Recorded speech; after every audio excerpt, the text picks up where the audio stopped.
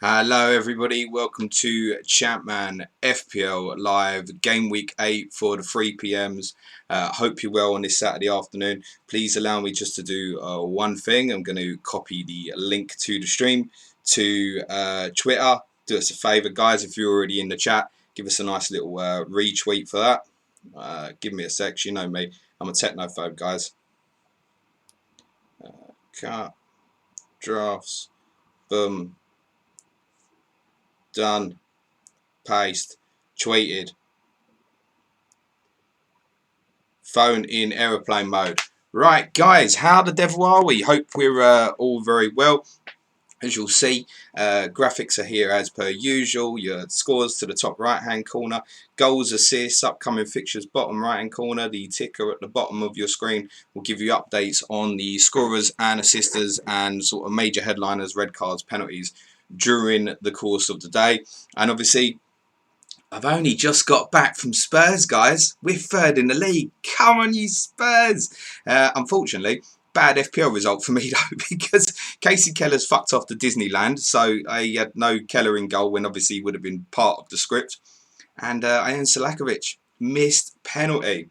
So before we get into that, and obviously the 3 o'clock team news, let's get it done, guys. Thank you, Andy Martin, FPL Tactician, Dave, Simple Goal, and James at James Alapra. Thank you very much for everything you're doing. Thank you very much for everybody in the community, for everybody and everything they are doing to continue to push this game. Blinding stuff. Lots of people keep asking me, by the way, what is this whole Riverside motherfucker thing? Basically, it's the Champman FPL drinking game. Started from the first live stream. I said it. People loved it. Every time I say it, you got to have a drink. It comes from a song. I actually have to credit my wife for where this comes from. So let's get into, obviously, the early kickoff and talk about what's happened there. So, obviously, the major headline being that Salakovic missed a penalty. Terribly unlucky for owners. Shit happens. He's also in that game returned a 5 out of 10 as well. I don't think that's a concern. He actually finished the game, we think, in a number 10 position. Teddy Sheringham been withdrawn with about 25 minutes to go. Blackburn played with this very, very defensive formation again, as we've been accustomed to in their away games, 4-5-1, etc. It's shocking. They held their own in the first half until Keith Gillespie got himself sent off for a two-footed lunge on Goran Bunjevcevic, which also resulted in the Spurs penalty, which Alan Kelly saved from Salakovic. Alan Kelly has also picked up 2 save points. Neil Sullivan, who replaced Casey Keller in the Spurs goal, did not get any save points. So scorers for Spurs were Poyet and Everson. There was also an assist for Poyet as well. Poyet's picked up a 10 out of 10 rating and top bonus in that game. There was also an assist for Sergei Rebrov. So Gus Poyet picked up top bonus. Darren Anderton and Stefan Everson both picked up 2 bonus. Those are the only bonus in the game. So if you're sitting there with Keller and Salakovic like me, shit happens, right? I think Blackburn at home looks like one really to target now. If you've got like defensive players at home to Blackburn, you've got to play them, even for the shits. I think like if I've got Rufus at home to Blackburn, I'm going to play him because it's just so defensive away from home. This is Spurs' first clean sheet of the season, but it's their 5th win in a row, and as I said, does take them up to 3rd. It's a big game in the 3 o'clocks today. It's 2nd versus 1st at Riverside, motherfuckers. And the winner of that will finish this game week top of the league. So, should Middlesbrough, and they've had to make a number of changes, some enforced for injuries. Should Middlesbrough beat Arsenal this afternoon, they will finish over a fifth of the season in top of the Premier League and would remain unbeaten. And now I've just said that, you can bet your fucking life that Arsenal will win. Everybody who's in the chat, thanks for joining in. Much, much appreciated. If you've got more detailed questions, best thing to do is just hold on to them for about 10 minutes or so while I go through the team news and notes from the 3 o'clocks, and then we'll cover stuff in a little bit more detail. So let's get into those 3 o'clocks. We will start alphabetically with Aston Villa, who host Leicester City at Villa Park this afternoon. Just a note for me, I don't know what my game week 9 transfer is going to be, but I'm almost certain that it will be a Leicester City player. I think it's right time to go and target them fixture-wise. With West Ham at home, Derby away, Charlton away, Southampton away to follow. But obviously, particularly those 2 home games really, really appeal. And a little bit like going into Sereni on Ipswich today, target straight into West Ham, right? Fuck West Ham. But in any case, Villa make 4 changes today. Out go Enkelman, enforced. Enkelman, we believe, probably will be back for game week 10, but not game week 9. That said, Peter Schmeichel returns from suspension in game week 9. It means that Boaz Myhill, young goalkeeper, starts in goal today. Rotation defensively for Villa this week has hit Alpay. There's no place for Damien Delaney on the right wing back position, and also no place for Mustafa Hadji. Into the team come Olaf Melberg, Steve Stone and Paul Merson. Villa lineup 3-5-2, Myhill in goal, Barry, Melberg centre half with Steve Staunton in the middle of those 3, and he's the one allowed to push out from the 3. Alan Wright left wing back, Steve Stone right wing back, Paul Merson, George Boateng, Ian Taylor central midfield, with Juan Pablo Angel and Dion Dublin up front. Dublin retains his place. They play as split forwards. One of the things I've really noticed having a look at some numbers yesterday is Angel's ownership is surprisingly low. I think part of that influenced by the fact that obviously he wasn't available in game week 1, so he's not been sitting around in people's teams. I think people put off by some of these batterings Villa have taken away from home. If you said to me, name a player who will return this afternoon, I think he'd be up the top of my list, Juan Pablo Angel. One to keep an eye on. Villa are going to frustrate though, and fixtures-wise following this, they go Fulham away, Manchester United at home, Bolton away, Tottenham at home. It's not the best run because in the next 2 home games are Manchester United and Tottenham.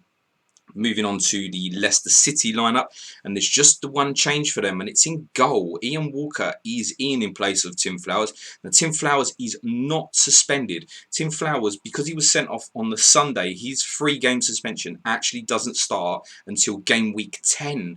But Ian Walker has taken the place, obviously came on in the defeat at Newcastle, and must have obviously impressed enough to get his place in the team. One of the things I said to people who, I think it was our Norwich correspondent, FBL Badger, who's probably in the chat. He asked me yesterday on my Ask James stream about the idea of just going with no goalkeeper this week. I think he had Keller and someone else. I can't remember.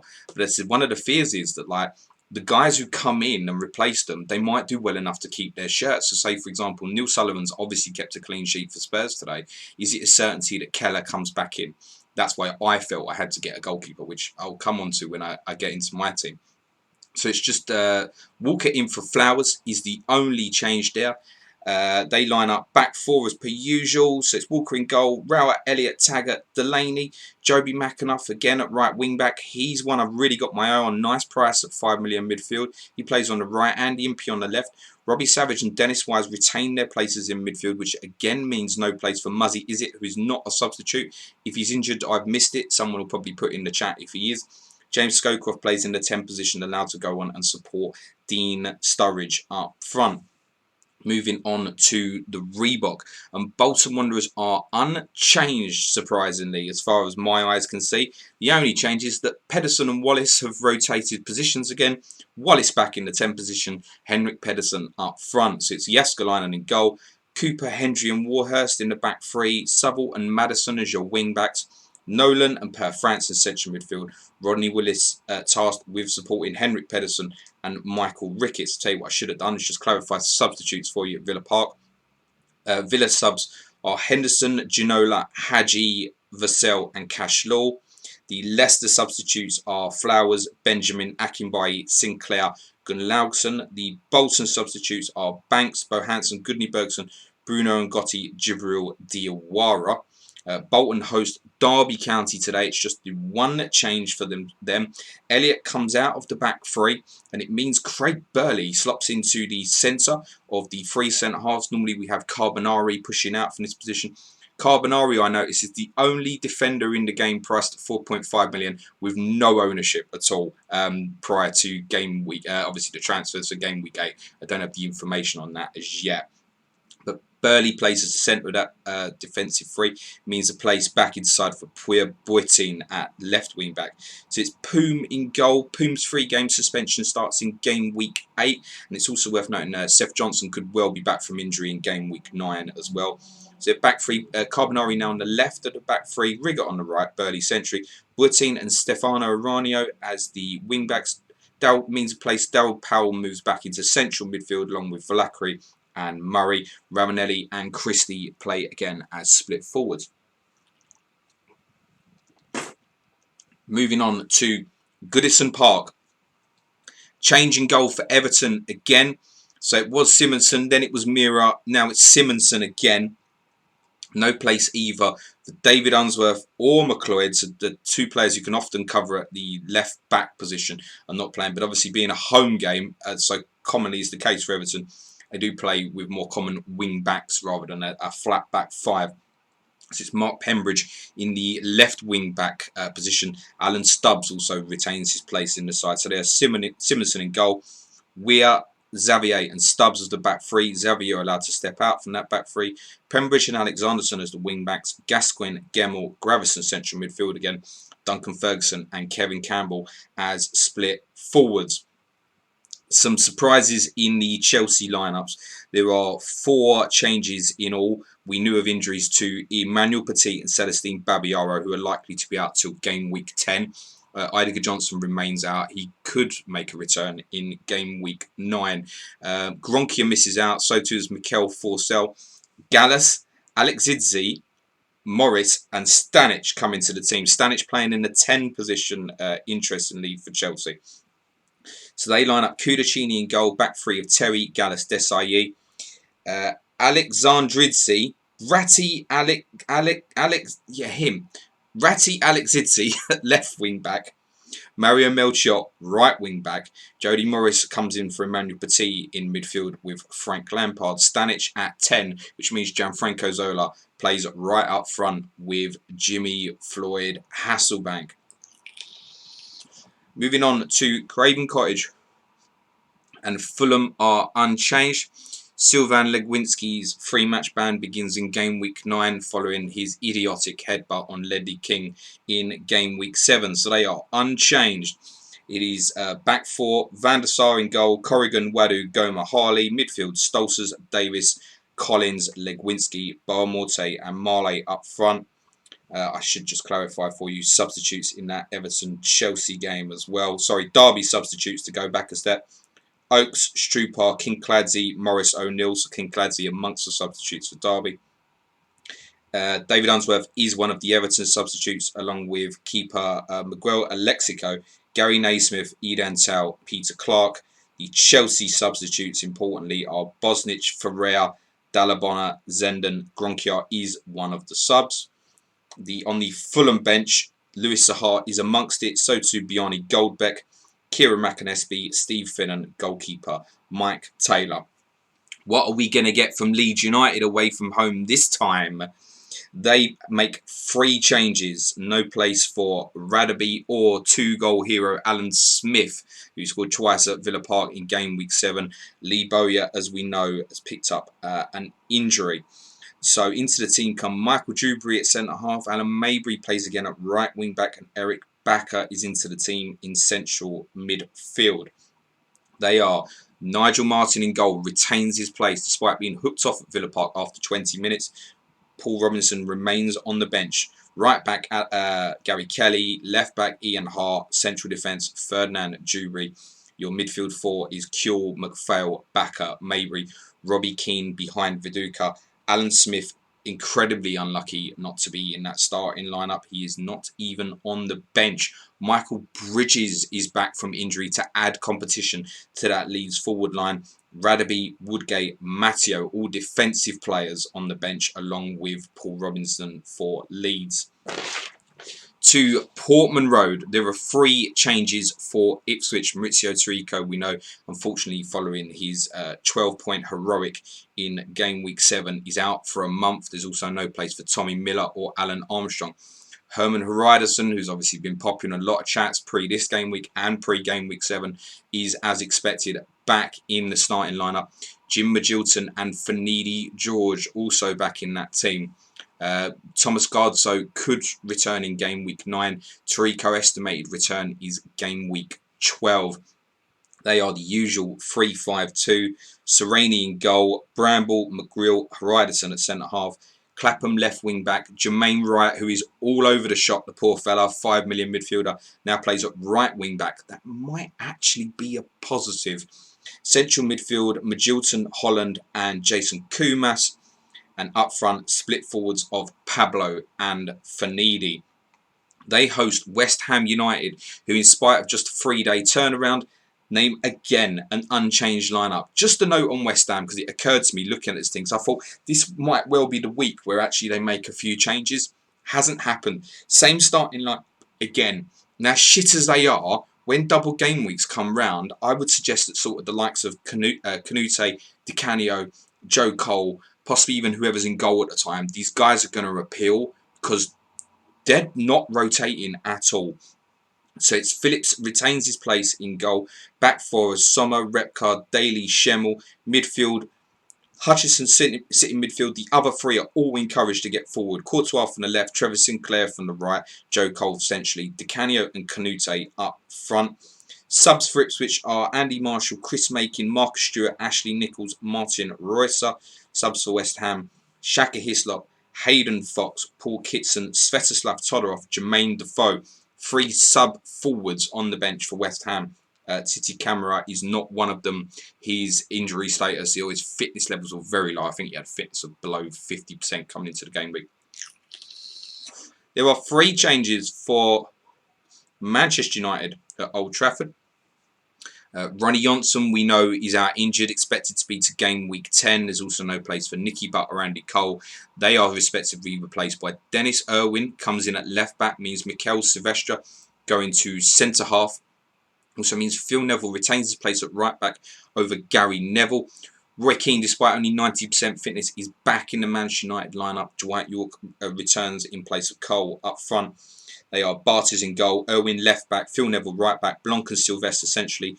Roy Keane, Paul Scholes allowed to push on from centrally, Ryan Giggs, David Beckham, Van Nistelrooy and Dwight York. On the bench, all attacking players for United. So it's Roy Carroll, Andy Cole, Ollie Solskjaer, Danny Webber and Luke Chadwick. Charlton make the one change. It's in 4. Sean Bartlett is out for roundabouts a month. Anticipated return of a roundabouts game week 12. So Jonathan Johansson comes in up front. That's their only change from the starting 11.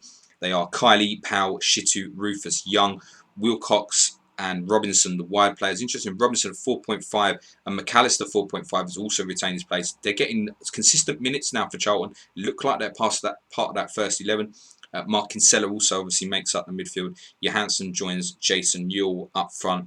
On the bench for Charlton, Ben Roberts, Radistin Kishishev, Graham Stewart, Eddie Yowes and Mark Fish. Off to the clash between the top 2 at the Riverside, motherfuckers. There are 4 changes for Middlesbrough. 2 of them enforced. Obviously, Jonathan Green in and Alan Boksic picked up injuries. I suspect neither will return till game week 10, but particularly Boksic could be pushed for game week 9. They line up in a 4-4-2. Also, Ian Pearce, who'd been bought from West Ham, misses out. Ugo Egiog comes back into the team, and Marinelli is out. Ince, Windass, and Rickard are in. They are Crossley in goal. Stockdale and Fester, the fullbacks. Egiog back into partner Southgate centrally. Dean Gordon, Alan Johnson stay in the wide positions. Windass partners Ince central midfield, and Hamilton Rickard is into partner Noel Whelan up front. Subs are Mark Schwarzer, Andrew Campbell, Paul Ocon, Joseph Taziri Job, and Sidazard Nemeth. For Arsenal, there are 5 changes in all. No place in that lineup for Dixon, Upson, Parler, Inamoto or Kanu, and I have to say the Arsenal lineup looks a lot stronger for it. They are replaced in that team by Lauren, Keown, Lundberg, Pires and Jeffers. They are Seaman in goal, Lauren, Ashley Cole your fullbacks, Keown, Campbell centre half, midfield four left to right of Tikhonov, Van Bronckhorst, Pires, Lundberg. Pires encouraged to push forward from central midfield, Thierry Henry and Francis Jeffers up front. And finally, just a minute till kick-off, we'll go to St Mary's. Southampton are unchanged. They are Jones in goal, Petrescu left back, Lundic Van Dodd essentially, Delap right back, same positioning as the previous game, and so too further up the field. Midfield for Svensson from the left, Murray, Draper, Tessam on the right, Bahars, Kevin Davis up front. Sorry, just to clarify the Arsenal substitutes: Richard Wright, Dennis Bergkamp, Nwankwo Kanu, Graham Barrett, Junichi Inamato. The Southampton subs are Neil Moss, Danny Tahar, Benali, James Beattie. And finally, three changes for Newcastle United, as is not uncommon for them. Changes in the full-back positions with Gavilan and Quinn replaced by Barton and Elliott, and Laurent Robert is back in for Gary Speed. They are Shay Given in goal, Elliott, Davizas, Marcelino, Barton in the back four, Robert, Solano encouraged to push on from the wide positions, Mercedes and Dyer essentially, Alan Shearer, Craig Bellamy up front. Their substitutes are John Carolesi as the goalkeeper, Delapo Olay, new signing, I believe, last week. He's on the bench. Diego Gavilan, Shola Amiobi, and Wayne Quinn. That is your team news for the 3 o'clocks. To everybody who's joining the stream or been in from the start, thank you very much. Please take note of the message between the scores to your right top corner and a little bit lower here with the messages about there. I'm on a 30-second delay for those joining in. So if you type something in the chat, it's instant. Most people in the chat would prefer to hear the goal announcements from myself rather than have people in spoilers ruining the goals by typing it immediately. I don't know why people feel the need to do it, but it's your chat. You can do what you like with it. Please bear in mind, guys, for those coming in a little bit later in the chat, they may not be aware of the house rule.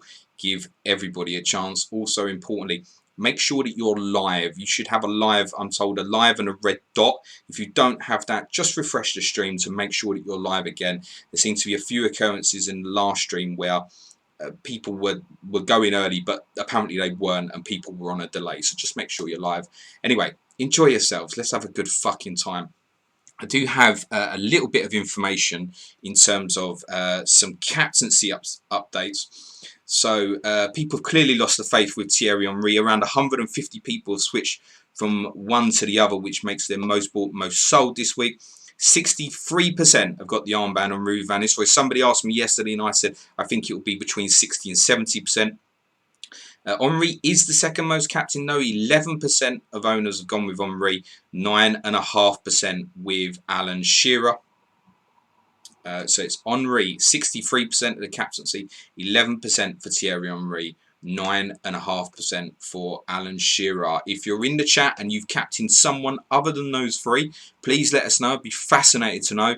I think this was one personally where if Van Nistelrooy blanks, a lot of people are going to be blanking together. It's not something to get dramatised about, and it's not something to go mental about if he goes mental today, because most other people are going to have him as well. But I felt because of that, this certainly wasn't a week to gamble. There wasn't obvious alternatives with Shearer away to Southampton, Henry away to Middlesbrough. I suspect nearly everybody who's got Van Nistelrooy has captained him.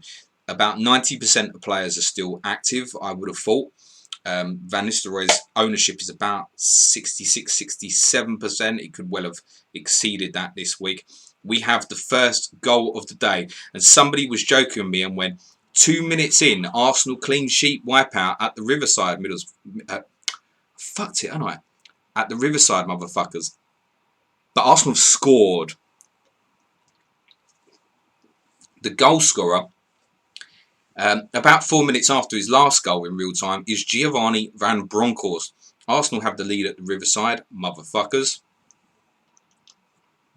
The assist is for Francis Jeffers, who also combined for Bergkamp for the first goal at Southampton in game week 7. Obviously, Van Bronckhorst scored an injury time winner. So in the battle between the top two, that's where your first goal is in the 3 o'clocks. It is for Arsenal at Middlesbrough. Giovanni Van Bronckhorst is goal scorer. Assist for Francis Jeffers. Right. Let's have some fucking fun, eh? I see John Monson, big punt with Giggs, captain. Ravo Pedersen, captain. Darren Addy dumped Henry for Van Nistelrooy. Watch for former smash it and later get a red. Brendan Davis got Dwight York. Billy Hadaway thinks Sullivan has reclaimed the goalkeeper spot for Spurs. Clean sheet wipeout says, heard there is a Poet captain out there. FPL Sergeant, Middlesbrough clean sheet gone at the Riverside, motherfuckers. Yes, Sergeant. News on that Arsenal goal, an early goal in the big 3 o'clock game, and it goes to the away side. Francis Jeffers tees up Van Bronckhorst, and he powers the ball past Mark Crossley to give the Gunners the perfect start at Middlesbrough. Okay. Let's get in the chat, see what people are saying for themselves. Gary Smith nearly went for Van Bronckhorst. There's always nearlies, isn't there? There's always nearlies. Graham Sean says Jeffers is essential. Hello, Stephen White's in the chat. Can I just give him a plug to my man, Stephen White? So I gave him a truckload of money yesterday, which I think he was really happy with for his company Beer Nuts, who are doing care packages for beers and nuts and etc. Really good. They're part of the FPL community. I've met Steph a few times at some Planet FPL live shows and some Who Got the Assist events. Top boy. Go and give those guys some money rather than just giving it to brand people. So the Brewdogs might be on the way out once I get this delivery in the week. Although I might need to save this very large care package, Steph, for something that's happening in May. Something that you spoke to me about privately, a little bit of a dare. I'm not going to say any more, and don't put it in the chat either. But let's just say it's on, boy. I have some update on some ownership numbers. Rundown on the most owned players. Let me see if I can get this on my phone because it's a bit small what I'm looking at. Sorry, bear with me a moment.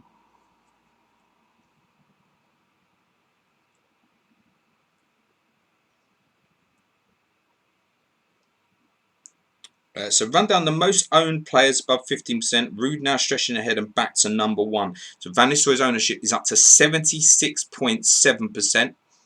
And of that, as we know, obviously a huge number have captained him. Ian Hart's ownership is 64%. David Beckham 59%, Shearer 56%, Solano 56%, Staunton 49%, Zalakovic ownership is 37%. Actually took a very slight drop in the build-up to this game week. Melchiot 34%, Barmorte 29%, Henry 28%, Nolan 28%, Seaman 24%, Ashley Cole 23%. I'll just interject there because there's a goal to tell you about at Villa Park, and it's for Leicester City. James Scowcroft has put Leicester ahead at Villa. Dennis Wise with the assist. James Scowcroft is one that is really of interest for me at Leicester. Scowcroft is of interest. Sturridge of interest. McAnuff is of interest. And all of the 4 centre-halves are of interest to me in terms of something before next game week. I'm probably going to wait till one of my players gets injured or sent off and then make my moves from there. I could even go Zalakovic to Scowcroft. I wouldn't rule that out as a possibility. James Scowcroft's put Leicester ahead at Villa Park. Dennis Wise, the goal scorer. Just to finish some of those ownership numbers. So between 20 and 25% ownership. Seaman, Ashley Cole, Blanc, Grabby, who's obviously left out for Blackburn again this morning. Harry Kewell and Stephen McPhail. And then a few others above 15%. Davizas, Schmeichel, Tarico, obviously neither of them involved. Dean Gordon, Alan Johnson, Olaf Melberg, Gianfranco Zola, Kinclazi, who's sub for Derby, Jason Wilcox and Rebroff. Those are your most owned players.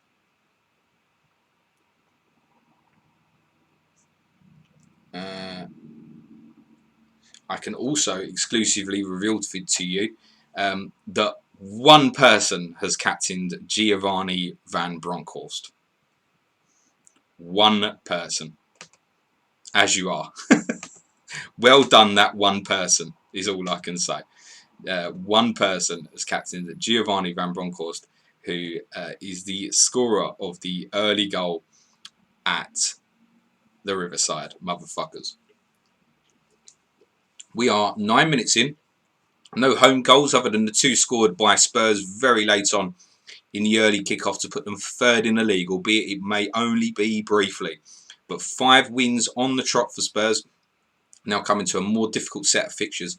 Manchester United at home and Middlesbrough away next. But certainly in contention for European slots. I can tell you that Spurs teams around that era did not fucking win 5 games in a row.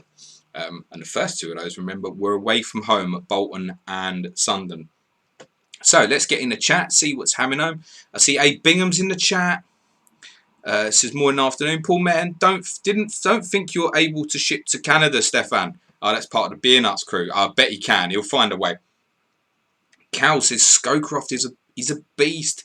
Yeah, you know, midfielder playing at number 10 every week. I'm not too put off by that, in spite of what I would describe as an inflated price. Scarlett says Selakovic to Scowcroft bandwagon started. Oh shit, I've started something. I have a big goal to tell you about at Craven Cottage. The goal scorer is Mark Viduka for Leeds United. Eric Bakker with the assist. Viduka with the goal. Bakker with the assist. I'll go and pick my phone up. As you were, James. So Leeds lead at Fulham. Fulham clean sheet gone. Leeds 1-0 up. So 3 goals in the 3 PMs, all scored away from home so far. David Strong says, where do you find the ownership stats? I mean, well, the official Fantasy Champman account has tweeted that out, and I'm relaying it to you because I think many people in the chat will have the notifications off, which we advise so you can enjoy the stream. So I'm just relaying that from the official account. The Van Bronckhorst ownership number is an exclusive that was just sent to me for doing this stream. Some information for you on the 2 goals. Obviously, we know about the Van Bronckhorst goal. Information on the Scowcroft goal for Leicester at Villa Park. Sturridge has already missed an excellent chance for the Foxes, but now they lead. Scowcroft gets on the end of Dennis Wise's excellent corner and nods the away side in front. So straight from a corner that there taken by Dennis Wise. And on the Viduka goal, a great start for Leeds. Bakker drives forward and delivers a pinpoint cross for Viduka, who easily beats Harley in the air to head past Van der Sar. Leeds look like they want to attack here. Are they going to repay some faith from owners? Our friend Andrew Martin, game expert, he has Viduka as his zombie team captain. I think Andrew Martin's zombie team, if I'm correct, is 3rd from bottom of the overall standings. By the way, one shout out I didn't do earlier is my man in the top corner up here, my man FPL Captain. Great work again on the graphics. We've left them as they are for this week. We do have some ideas of adding some other stuff, but we just thought a little bit of consistency for this one. We keep it the same. I've got news of a substitution at Goodison Park. Early change here. Mark Pembridge has twisted his ankle and is coming off. Gary Smith. Fucking hell, that really didn't come out well, did it? Gary Naismith, not quite 100% fit. Fucking hell, James. Good shit, this juice. He's on in his place. Mario Stanic has been very lively here early on, creating a good chance and going close twice himself. Obviously, he's playing in the number 10 position. Will Recluse has got 3 clean sheets gone already. It's only been 3 goals, mate. Alright, Speedy, I'll calm down on the too many RMFs, as we'll have to call them now. Billy Hadaway, isn't Scowcroft 8 million? Yes, I think he is. I think it's 8.5. Don't know what's happened there with Izzet missing out the last 2 games. Boris Chowsin, is that? I believe that's our leader of the leaderboard there, Boris. Very well done to you. I had a look at your team earlier. Give you a little tweet alike. It's a good team, mate. Fucking coming for you, though. Late Riser 12's in the chat. Luke Sable's in the chat. Hello, guys. Simon Dennis's last Hart was about 60% owned. I did go through that a minute or so ago. He's large, Ian Hart. It's large ownership. Panda saying the captain, CMFPL legend, isn't he just? He's got a ton of beers coming for him. from our friends, courtesy of Beer Nuts and courtesy from my wallet. So, much deserved. Beers on their way. They'll be with you Tuesday, pal. Liam H saying I'm not quite Jeff Stelling, but close enough. Definitely, I'm no Jeff Stelling. Let's be honest. No Jeff Stelling.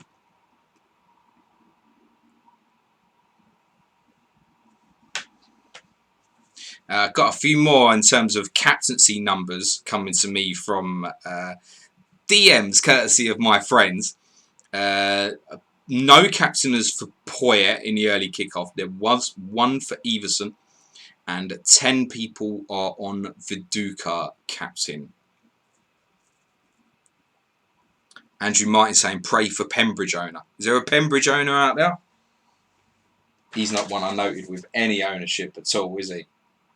Can't be, no. Most owned Everton players, David Unsworth, with I think it's about 7% ownership. Mark Hawkins, Viduka dragged after 55 minutes midweek, took him out for Shearer. The Duke obviously bags. Of course. Of course. It did look like a smart move, though. Optimus, Viduka, my captain. He's one of the captainers. Everson with 8 points. That's good at the moment. You're doing good there, pal. You're doing good. Rory Barmore, Pedersen taking his time starting the hat-trick. We just bought him, Rory. We got the return last week. We probably should have come off, mate. Oh, I didn't clarify what I'm doing with my own team, did I? So I bought Matteo Sereni for Shaka Hislop. Sereni is my goalkeeper, obviously. Keller's my other's pissed off. I would not have been making that enforced move if Keller was still hanging about. But even now with the Spurs clean sheet, I definitely need an alternative. So Sereni in for me.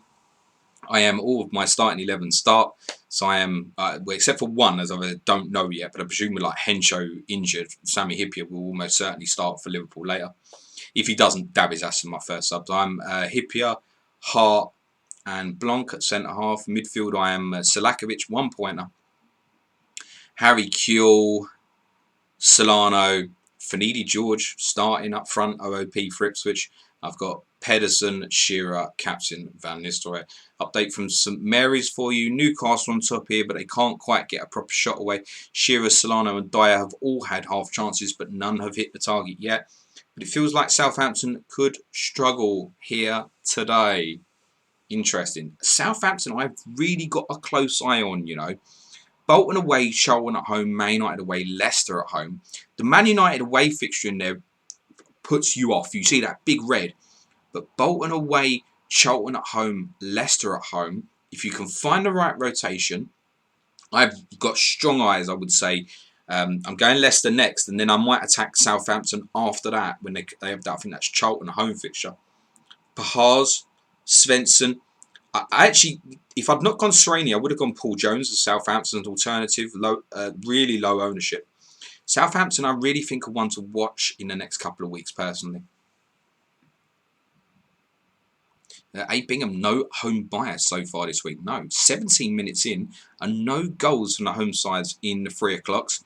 It started calm. You know what that means. Whitebeard's in. Hello, mate. Thanks for your continued work. I jumped on your site last night about 1 o'clock in the morning trying to get some data and it was shut. I was gutted. But I know you guys were working hard. So really well done to you and your team, mate. Simon Dowling, come on, rude boy. Doesn't matter, does it? Nearly everybody is on him. For those who've hit some of them differential ones so far, like Everson and Viduka, etc., really well done at the moment. Heavy fingers in. What about Suj and his moves this week, James? I haven't got a clue.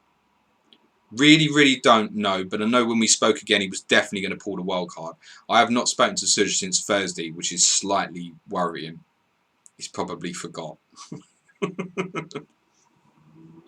Liam H. Spurs, do you know who, James, do you know who Tota is on the Spurs bench? Never heard of him. He's someone they bought in the sim. And he was never at the club. He's someone that's been bought in the sim as third choice goalkeeper. Brad Lewington saying, come on, Wallace, Flapjack. Tota did that song, Africa. Did he? Can you sing it, Flapjack, in the chat? Boris, our leader, says, cheer, James. Rude Van Nistelrooy bracing coming. If our leader says that, you know, he's put the mockers on it. Mark Hawkins, Tota is the linesman, not the sub. Hold the line. Dick Wellington, Southampton have a decent home run after game week 12. Yeah, hence I want to attack it perhaps before game week 12. Pete Squires, any teams tracking Kennedy, Bakuloshoglulu, legend of the game, need him in the Prem? I wouldn't have that inside information, unfortunately, Pete. Mark Dorney saying this is the quietest start of the season. Gary Shepherd, yeah, those Southampton fixtures attracted me to Kevin Davis this week, and it's a decent shout, that. Alex, who I learnt yesterday on my live stream, is Perlo's Pen on Twitter. Hello, James, mate. Listen to you on the exercise bike. I wouldn't fucking know what one of them are, mate. Barry Thomas Twig, does anyone know if Horizon is starting for Ipswich? Yes, he is. Optimus, who is your favourite player for all time from Tottenham? Ledley King. He's not the best that I've seen. It'd probably be Gareth Bale. But Ledley King is comfortably my favourite ever Spurs player. Joel Stout, he is FPL Fish. I'm in for the fun, not on Ruud van Nistelrooy. Good for you, mate. Barry Thomas Twig. Cool, thanks. Okay, up to date on the chat. Flapjack has actually put the song in the chat. I'm not going to sing it. I'm going to read it. I bless the rains down in Africa. I bless the rains down in Africa. I bless the rain. I bless the rains down in Africa. I bless the rain. I bless the rains down in Africa. Fucking top song, that. Jonathan Addison, isn't the transfer window shut now? No, Jonathan. The transfer window doesn't shut till March. And I think if you're relating that to the Spurs signing of Tota, it was someone they bought in the summer, and obviously with Sullivan Keller, the guys weren't going to price it up or nothing. It didn't matter. A. Bingham's got a lovely voice. So true, that, isn't it? I was going to go in the X Factor this year, but it's no auditions. What a fucking shame. Simon Dowling, Flapjack, you're singing the wrong key. I have a penalty to tell you about, and it's in the game that Araya Rennie is officiating. It's at Goodison Park. Carlo Cudicini clips the feet of Thomas Gravison in the box, and Rennie awards the penalty. No further punishment for the Italian keeper. The penalty taker will be Scott Gemmell. So penalty to Everton at Goodison Park. Scott Gemmell is the man to take it. That will certainly disappoint, I should imagine, David Unsworth owners, as he is not in the Everton team today. No guarantee that Gemmell would stay on them pens. I think the suspicion was that David Unsworth would be on them for Everton. Clean sheet wipeout. I see your comment. How do I feel about White Hart Lane trending on Twitter? Well, that's because Spurs won 2-0 earlier today. As you can see from the graphics provided by our friend FPL Captain, the penalty rather at Goodison Park has been converted. Scott Gemmell has put it away. The assister is Thomas Gravison. And that is your first home goal in the 3 p.m. Just the 4 goals so far. Scowcroft for Leicester. Viduka for Leeds. Gemmell now for Everton. And Giovanni Van Bronckhorst for Arsenal. If you're joining in late, obviously you can see the scores top right up here, and also you can follow the graphics at the bottom, which will keep you up to date if you're joining in late for all the goal scorers, all the assisters, any missed penalties, any red cards will appear along that bar across the bottom. Sean Murphy saying, morning from the US. Woke up to Selakovic penalty miss. Yeah. Scarlett, no, it doesn't mean Jimmy Floyd Hasselbank is off. We have a big goal at Craven Cottage. Lee's clean sheet has gone. Goal scorer for Fulham may be popular. It is John Collins, owned by around about 3% of players. Assist goes to Sean Davis, who was only added to the game this week. I see my man Suj is in the chat. He's saying happy Saturday, and he's saying he's wildcarded. Suj, pop in the chat your whole wildcard team. Try and do it at a moment when there's not a goal so I can read it out. Scott Gemmell, by the way, I can say to you, he's owned by 2 people. He's the Everton penalty taker. You're going to go and gamble on that one? I wouldn't even know the price for him. What is he, 5, 5.5? Simon Dowling says, Chelsea are exactly the same as real life. Good on paper.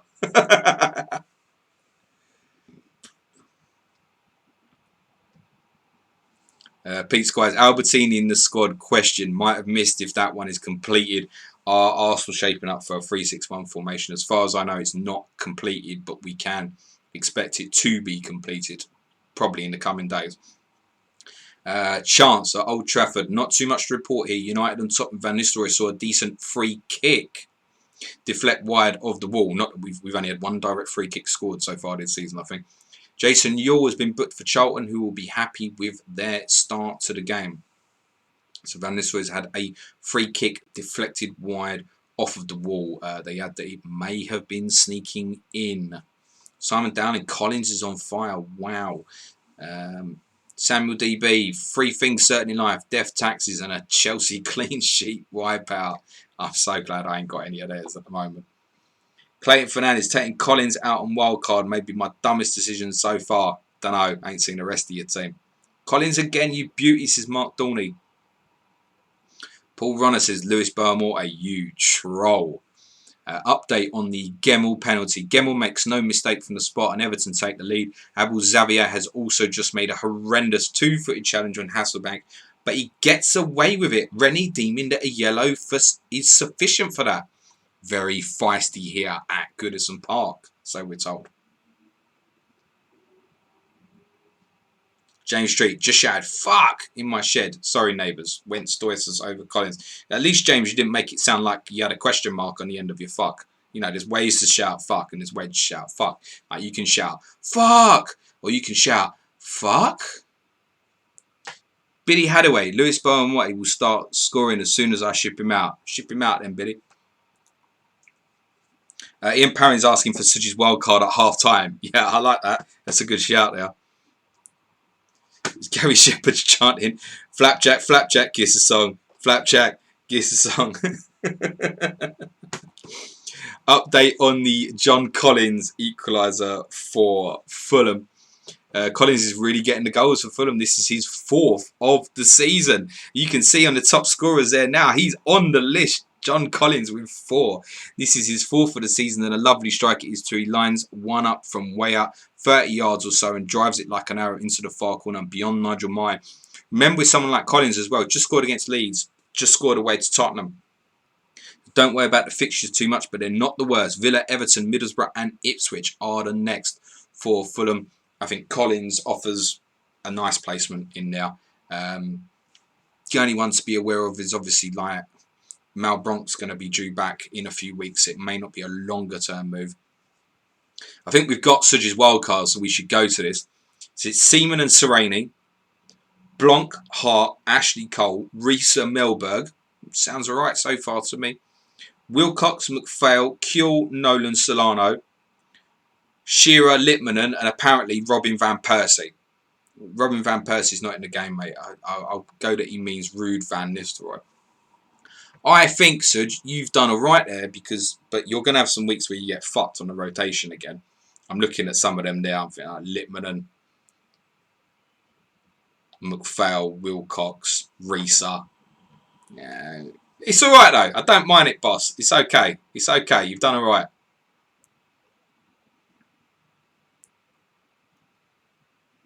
Yeah. So yeah, just to clarify, obviously John Collins now 4 goals of the season. Only Ewell and Grabby have more, so he's joint 3rd highest goal scorer at the moment. John Collins, so those on will be absolutely delighted. He's got about 3% ownership, and I'd suggest that's about to increase. Gary Robinson saying, Suji's got Robin Van Persie, his team is a cheater. Ooh.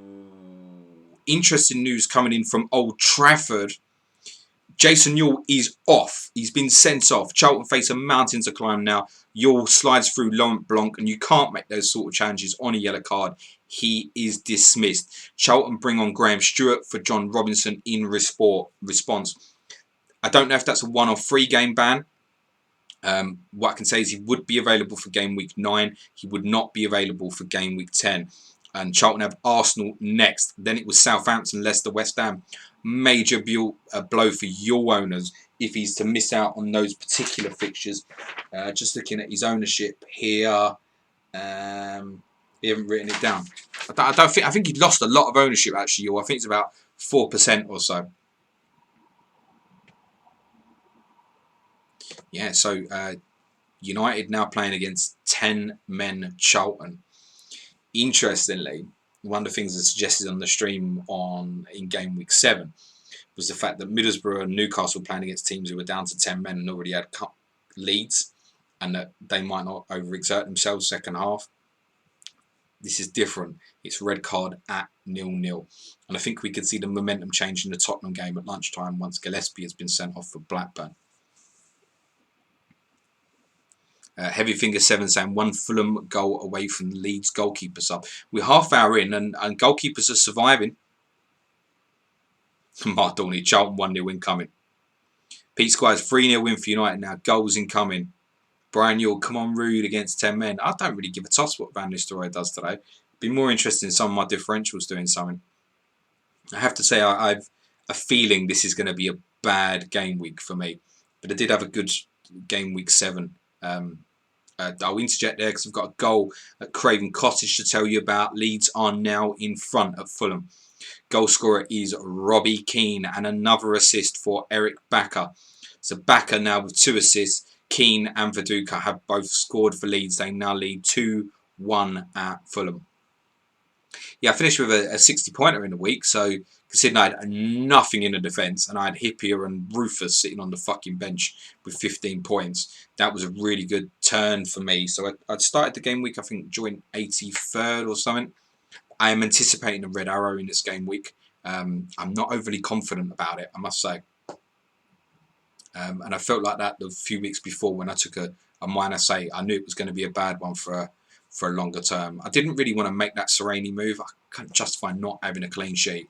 You know, if I didn't make that transfer and West Ham don't score today, although West Ham do tend to score 1, then I would have been gutted for it. Heavy Finger 7 saying your 4% ownership is correct. That ownership number is pre this game week anyway. That's not live.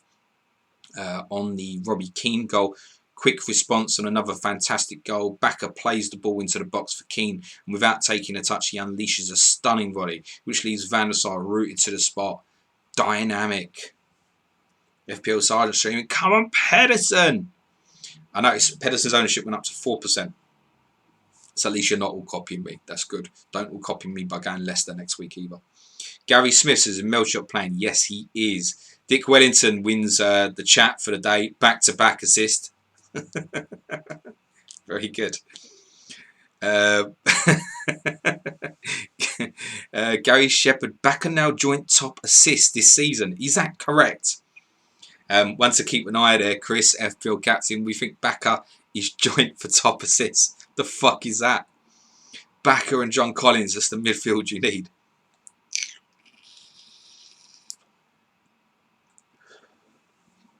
Mark Dorney need Rude to punish those guys, not catching him, as long as he does better than Shearer and Henry. Well, that's it, isn't it? But I'm not bothered. Like, what's Shearer's captaincy ownership? 9% or so? I'll take the Shearer return. I'll still be happy with that. Tom Campbell's in the chat. Hello, TC. Hope you're well, mate. Simon Dowling says, I want you back. I want you back for good. FPL captain giving the yup. So, yes, Bakker. Joint top for assists. If you keep your eye on the bottom right-hand corner here, that will spin round off the fixtures in a moment, and you'll be able to see the top assisters through the season. If it's not updated the next time you see it, it will be the time after. I know he'll be working on it. Bless him. Great job, Chris.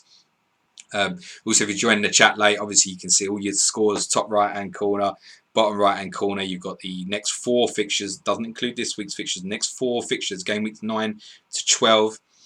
For all your teams, it will show 10 teams at a time. Then you've got your top goal scorers, Grabby 6, Yule 5. You'll see John Collins now amongst that, now on 4 goals. And it will spin round to top assisters in a minute. And there it is. So Beckham, Gordon, Johnson, 2 guy, and Eric Bakker all on 4 assists so far this season. Pete Squires, anyone missing the Acca betting? Could be an opportunity for some result. 2.5 goals bet in 1 game week, even to raise a few quid for charity.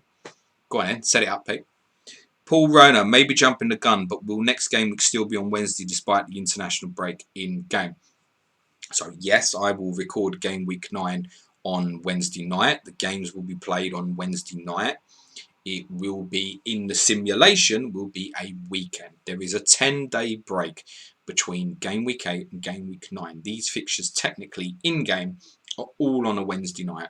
Game week 9 will be on a weekend after the internationals. We are on that note. I'm not going to talk about any detail now because I think I'll just confuse people. In the next 10 days or so, through these internationals and stuff like that, we are potentially going to learn quite a lot about the prospects for double and blanks in the coming game weeks in the run-up to Christmas. Do strongly keep an eye on the tweets from Fantasy Champ Man over the next 3 or 4 days and the coming days after that, going in sort of game week 10 and stuff. And obviously their stream tomorrow night at 9:30 p.m. on YouTube is essential watching. I would be surprised if you can win this game without watching that stream. You can definitely win this game without watching this stream. That stream you need. You need that in your life. Update from Old Trafford. Dean Kiley playing well here. Scholes is lacking space, so he tees up Dwight York. The Trinidadian hammers a shot at goal, and the Irish goalkeeper does well to palm it away. It's going to be all United from here, you feel. Yeah. But heading into 10 minutes till half time, we are at, 6 goals scored. This is a low for a Champman FPL first half. Our friend Ben Thompson, Tomo, our Sheffield United correspondent in the chat. Hello, Tomo.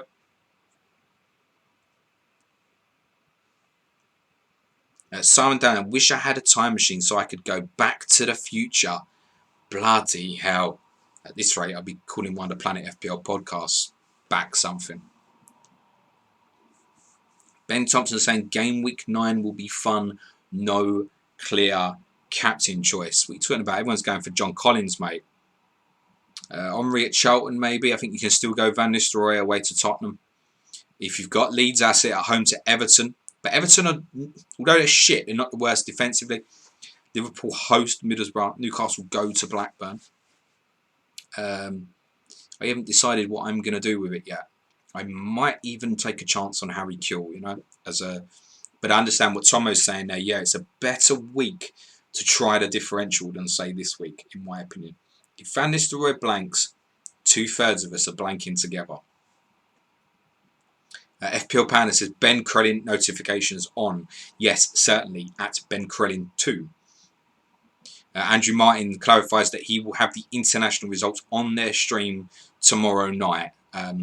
So we can try and work some things out for them. Andy, can you give Ben Crellin an advance and just tell him not to fucking tweet about it? Gary Robinson, United correspondents in the chat. Just so people know, in this fixture in real life, United drew 0-0 and Ruud van Nistelrooy was denied golden boot as Henry got 2. Oh dear. Thomas is bringing in Scowcroft and captain him. I don't know about captain a Leicester player, but I definitely want to target them. Clean sheet wipeout. Definitely interested to see if there are any major injury shocks in tomorrow night's stream. Yeah, that as well from the internationals. Joe Finley Badder doesn't want to look back in anger. None of you lot are making comedians, I'm telling you. Simon Dan came from Matt Hollins 7.5. Yeah, I think he's an interesting one at Ipswich at the moment. Brian Hill says all these puns have really got my back up. Simon Dowling, I took the punt on him last week for the next 4 or 5 games, nearly all home against bad teams, and he's good in this game. Presumably that's Matt Holland you're talking about there, Simon. Yeah, I think that's fine, mate. Colm is badly needed several haircuts here. Back, sack, and crack. Cow, Backer, Saka, and Krikoviak. You lot are a fucking state. Cheers, guys.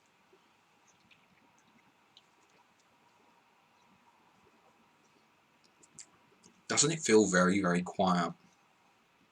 It really does at the moment, which makes me think that it's coming at some point. Simon Dan, James, can you rename the stream Planet FPL back to the year 2001? No, because it's back to the season 2001-2002, isn't it? That's the correct one. Yeah, look, if he finishes on top assists or something, great. He's not fucking going to, is he? Also, Recluse, who can we back up on this poor comments? Matt Morrison says he'll be back after half time. FPL graphics. Wallace or Hart captain next week. Yeah, Pedersen might be one I might consider as well.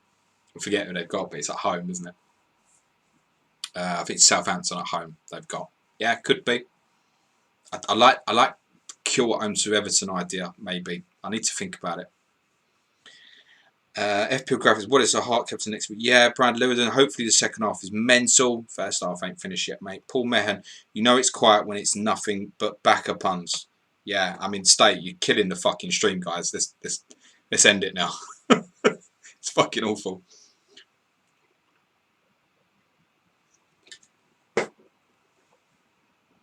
Gary Smith, is Barry and Nolan playing? Yes, they're both playing, I think. Yep.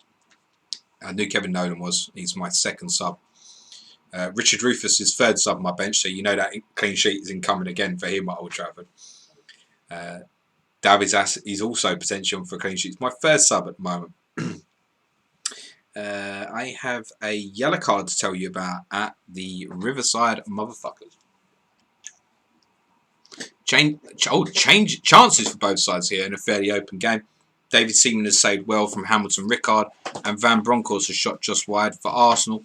Sol Campbell, boo, has just picked up a yellow card for upending points. Good. Sent off, you fucking prick. Gary Robinson says, guys, backer puns are not cool. Right, that's it. I'm not reading that anymore. Auto Recluse, Liverpool game should be good later. Yeah, I'll have team news for that in around about 50 minutes for the Sunderland-Liverpool evening kickoff. Brian Yule, have we learned from Liverpool last week and Spurs this week that the more injuries a defence has, the more likely it is to keep a clean sheet? Sounds like nonsense to me, Brian. What, if you've got more injuries, they're more likely to keep a clean sheet? I don't think life works like that. Cal, need Rude to hit. No, I'm not doing any more of this backer shit. Enough. Half my comments in the chat are about fucking Eric Backer. Right, you. It's obvious, isn't it? You know, anything. Put your back into it, right? Anything. Heavy Finger 7, James. Which Spurs player in the 2001 squad would you love in today's Spurs? Well, that's a good question, isn't it? Ledley. Even the very young Ledley at that stage was kind of breaking through at this point. Or if he'd have been fit, Stephen Carr. Those would be the two. Chancellor saying he could do with a draw at Middlesbrough to really help the Spurs title challenge. Personally, mate, Middlesbrough win. Come on the Borough. Fuck them lot from down the road. Yeah, Cal in stitches about these puns so bad they're good. They're fucking awful, Cal. John Jacobson, we doing a countdown for 45 minutes for captain. Yeah, we can probably try and remember to do that. Yeah. For those who are new, basically our friend FPL captain has to stop the clock at 45 minutes or it keeps going and then it will be stuck there. He can't reset it basically. And then he'll change it to second half. Suj is in. He says, James, any ideas when we're going to have football back? You're a fucking prick. FPL Sergeant, Heavy Finger has to be a young Ledley King. Yes, of course. Definitely Ledley. Billy Hadaway saying, yeah, it has to be Ledders. Brad Lewandon, this is it. Final one. Everyone back the fuck up. No more puns. The state of you lot. This is it. James Conroy. Afternoon, James. Just turned in, but looks like I didn't miss much. I've captained Fanidi this week. Oh, that's nice. I'm pleased to see him start, but yes, no, Ipswich haven't scored against West Ham yet. Simon Downs, Suj went big at the back, and he didn't even spell backer. It's a huge error there, Simon. We suddenly get a flux of clean sheets. Something stinks. Suj has lots of laughing emojis. Simon, you forgot to write backer, otherwise it just doesn't count. Gary Shepherd, that Suj comment will be the straw that broke the camel's back. No, I have no faults, Joe, for any battle and going big at the back. You're just asking that for the sake of it. Andy Kens, the game clock is like trying to get around quid at the petrol pump. Yeah, a little bit, yeah, but to be fair, our friend Chris, he nails it at the moment. Some yellow cards to tell you about at Goodison Park. This game is pretty even, but both sides are crunching into tackles. Terry and Alex Zidzi, who's been playing at left wing back for Chelsea, have both been booked for Chelsea for bad challenges, while Duncan Ferguson only saw yellow for pushing Desai. This one is simmering. If Bill Captain says this halftime clock watch gives me anxiety every time. Don't stress about it, pal. It's all right. Suj says the cat's out of the bag now with his pun, James. You're not putting it. Heavy Finger 7 fair play. Vanidi scored as much as Ruud van Nistelrooy till now. Yes, this game week, yeah. Actually, he's potentially on for 1 point more, isn't he? With a clean sheet bonus, possibly. FBL Cat missed deadline, ended up with Salakovic as captain. Just seen him miss the pen. Sorry about that, you pussycat. FPL captain. Good time. Do it now. Do it now. He's done it. And at the same time, he's managed to press the goal alert because it's a second for Everton at Goodison Park against Chelsea. Thomas Gravesen is the goal scorer. And assist for Scott Gemmell. Second return of the day. Goal and assist for Gemmell. In fact, I think Gravesen was the assister for the penalty for Gemmell, wasn't it? So Gravesen and Gemmell, goal and assist. Chelsea, again, behind away from home. 2-0 down at Everton. That's fucking shit, isn't it? Charlton have been there and won. West Ham have been there and won. Chelsea 2 down in what sounds like a feisty encounter at Goodison Park. FPL captain says, I'll do a pun warning graphic, guys. Don't push me.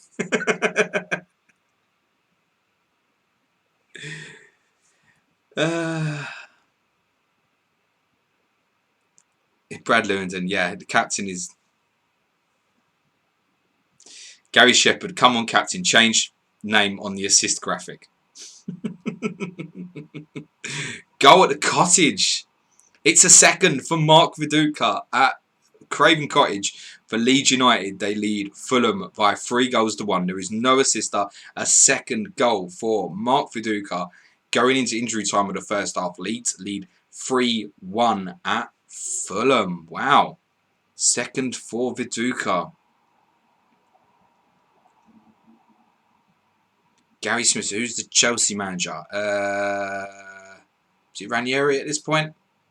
That kind of figures to sound correct, I think. Someone tell me. John Jacobson congratulating our friend Chris. Cal is having a horrendous week. He loves it. But anyway, got to get rid of Melchior. FPL Chancellor, I literally hear the countdown music on 44 minutes, 30 seconds. Updates on those goals. Terrible time for Chelsea. You can see the second goal, but a well-worked goal. Alexanderson nutmegs Jody Morris. And then crosses in for Gascoigne. Go on, Paul. He lays it off to Gemmell, who in turn lays off to Gravesen, who drives it home low. Lovely goal. And on the Mark Viduka goal at Fulham, Edwin van der Sar, you have to do better here. Keen strike at goal is hard, but should be held. Van der Sar spills the shot out, and Mark Viduka is on hand to receive that little gift. He's booked for his celebration, but he won't mind that. And owners won't too much either. A booking, but 2 goals for Mark Viduka in the first half at Craven Cottage.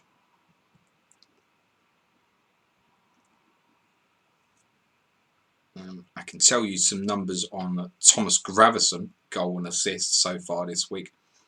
He has only 5 owners in the game. 2 of them have benched him. And we are confirmed as half-time, a late little flurry of goals there heading into half-time. So just to recap the current status, and I'm going to be honest, I need a wee. So you're going to have to just fucking sit here and wait, basically. Tottenham beat Blackburn 2-0. Goals from Poyet and Everson, assisted by Poyet and Redroth. Leicester lead 1-0 Aston Villa. James Scowcroft, the scorer from a Dennis Wise corner. Everton lead Chelsea 2-0. Goals and assists for both Gemmell and Gravesen.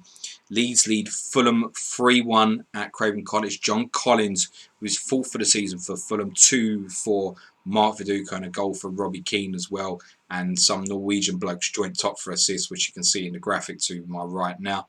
Ipswich and West Ham remains goalless. So too at Old Trafford between Manchester United and Charlton. Charlton down to 10 men through that Jason Newell early red card.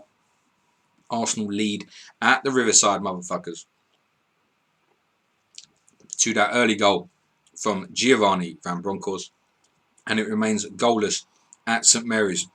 I think, guys, that for 2.5 hour streams while doing drinking, I've done really well to get to game week 8 and at no point think I need a piss. Stephen White, it's not time for the vape trick. Although I might just go and do it by myself in the bathroom now. So, yeah, hold on. I'll make sure I wash my hands and shit. I'll be back in a minute, alright, guys? See, this is real word shit. You never see fucking Jeff Stelling doing this crap.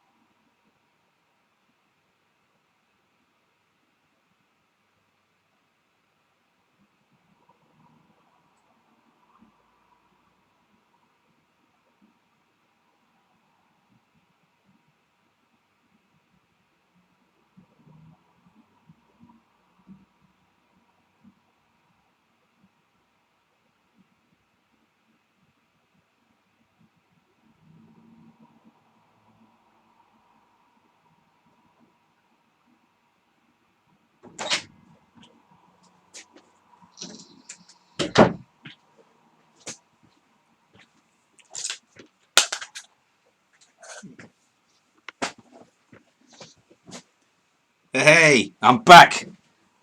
The problem is now, I broke the fucking seal, didn't I?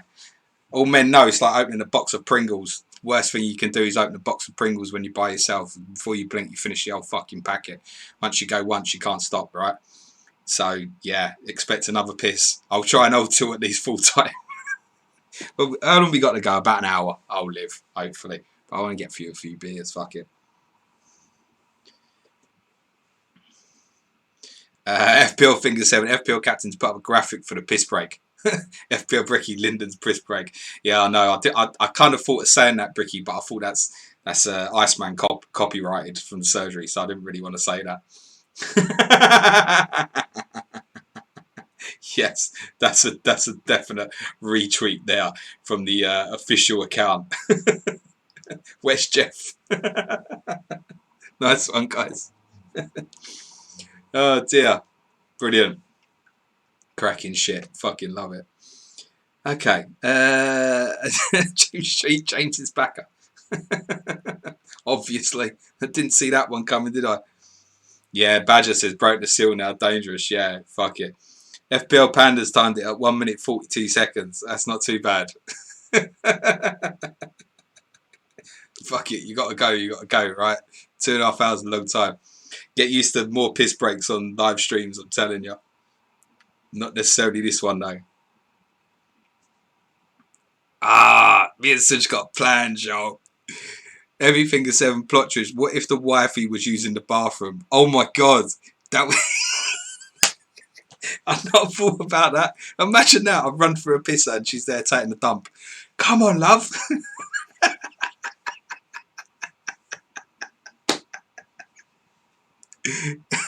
FPL Panda. Listen, I got a small house, Panda. I definitely wash my hands properly. Don't doubt that, mate. This is definitely not a time to joke about not washing your hands properly.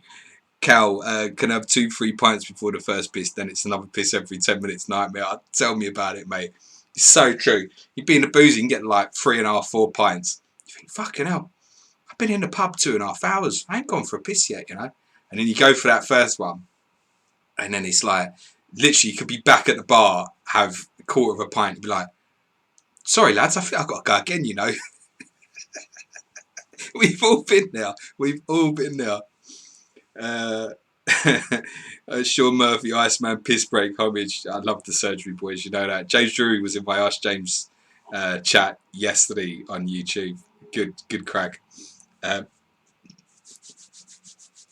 FPL Cobbler, cracking shit. There's no way he did that in that time. I definitely didn't do a shit. No way. Mate. No, actually, I'm not going to talk about that now. FPL Sergeant, wait till you fuckers get a bit older and then the nighttime pissing starts. Bloody hell. Oh, dear. Simon Dowling says, once you break the seal, you can't get it back. We are 5 minutes until the second half restarts, guys. Enough of the back jokes. Enough of the piss jokes. Let's talk some football. What we're thinking, guys, I'll tell you what would be a good thing to try and have a quick chat about. So, game week 9 looks quite open. I'd be interested to know what's people's first thoughts. I know we've had a few in chat already about captaincy for game week 9. What are people thinking? What are people thinking? FPL Pandas is just an excuse when it's your round. Absolutely, mate. Yeah, what are people thinking in terms of captaincy game week 9? I'm very open to it at the moment, whether it be I might even still just go Van Nistelrooy because of the ownership and stuff, and I know that a lot of people won't. It's not like he can't return at Tottenham. Pedersen, Shearer, Kjell, I think they're all options for me. Ian Hart could be a brave one at home to Everton. Genuinely. I wouldn't rule it out. It'd be fun me doing that fucking stream, wouldn't it? Stephen White's got the odds in on under over 40 piss breaks on the 24 pod. Well, Steph, I'm going to have to censor you, mate. Harbury boy, it would be nice to get at least one return in the second half. Yeah, me too. I'm a none, as far as I'm aware. None. Yeah, it's going well.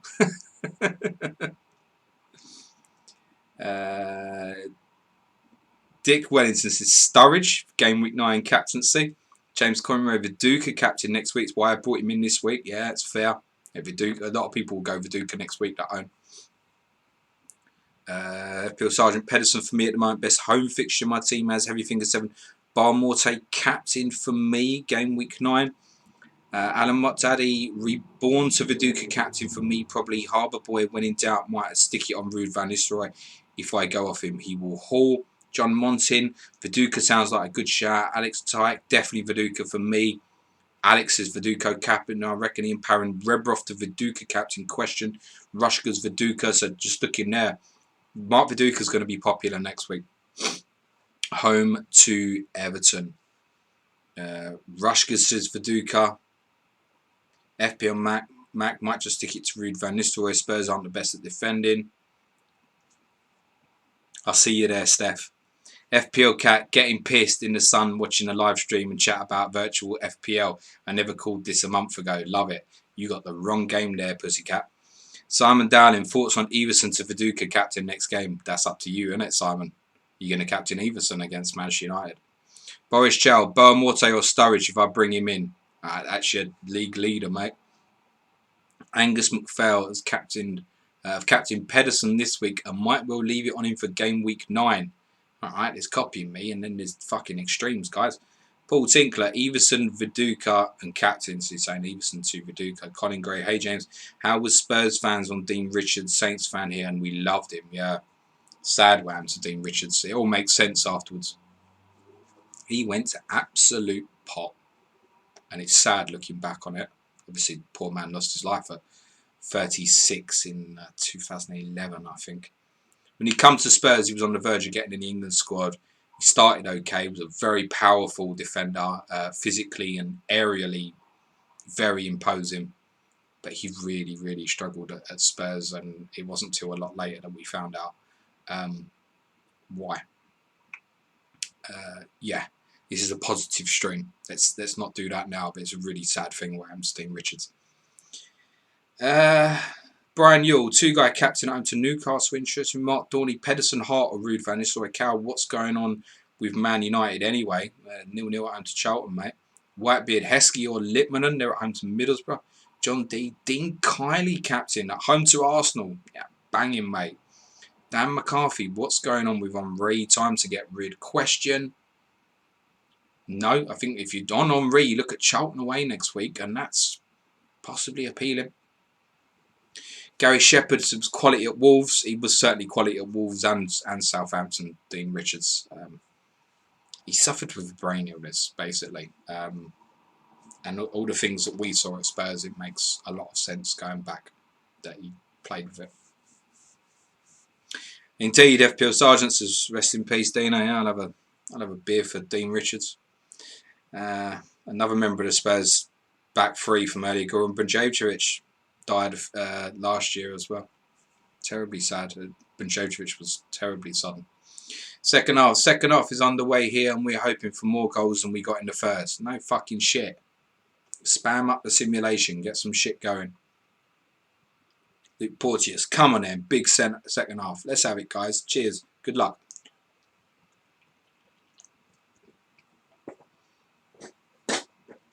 Oh, dear. Yeah, no returns from me. Anybody got more than about 3 at the moment, excluding clean sheets? Can't do, surely. I'll let you have Viduka twice, plus 1 more. That's 3. FPL Bricky says, thanks to everyone who've entered in the Wolfpack Wellington Cup. Starts game week 10. We look forward to that. I think I'm in. Thanks very much for that, guys.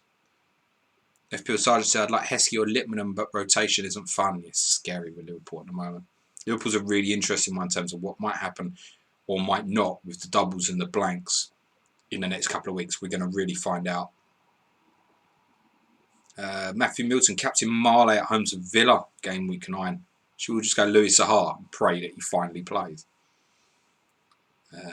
Billy Hadaway also saying, don't forget Ugo. Yeah, Ugo passed away as well incredibly suddenly. He never played for Spurs, obviously at Middlesbrough at this time, but he was Spurs under 23 manager when he passed, basically on the training field. That was just before we played Chelsea in the 17 Cup semi-final. It was very destabilising for the whole squad as well, going into that semi-final. Andrew Martin's got Viduka and Baka. You're not captaining Baka. Oh, those are your returns today. In your dead team, Andrew.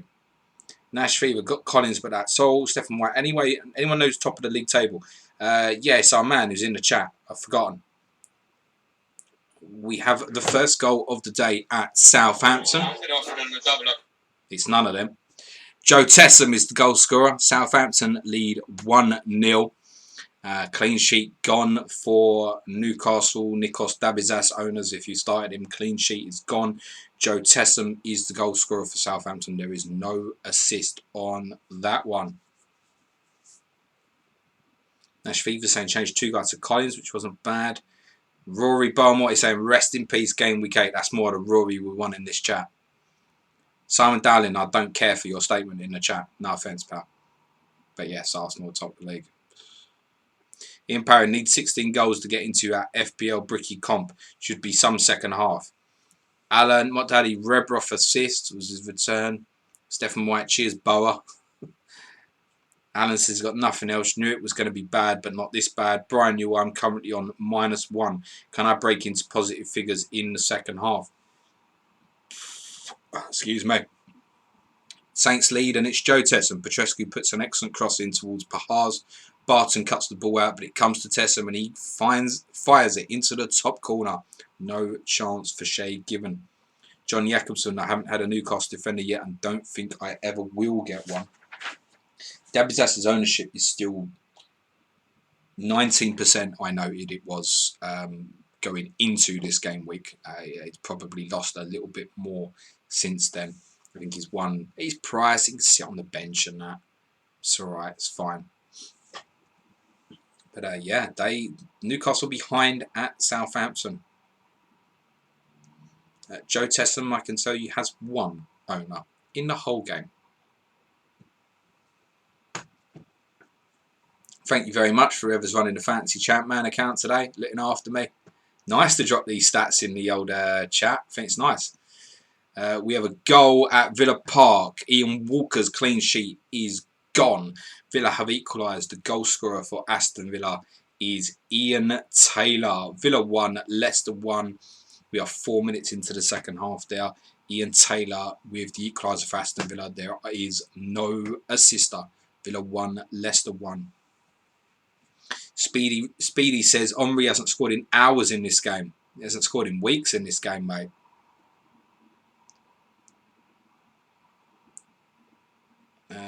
Clean sheet wipeout says we are staying up. We are staying up. He's a Saints man. Fixtures improving for Saints. They are ahead.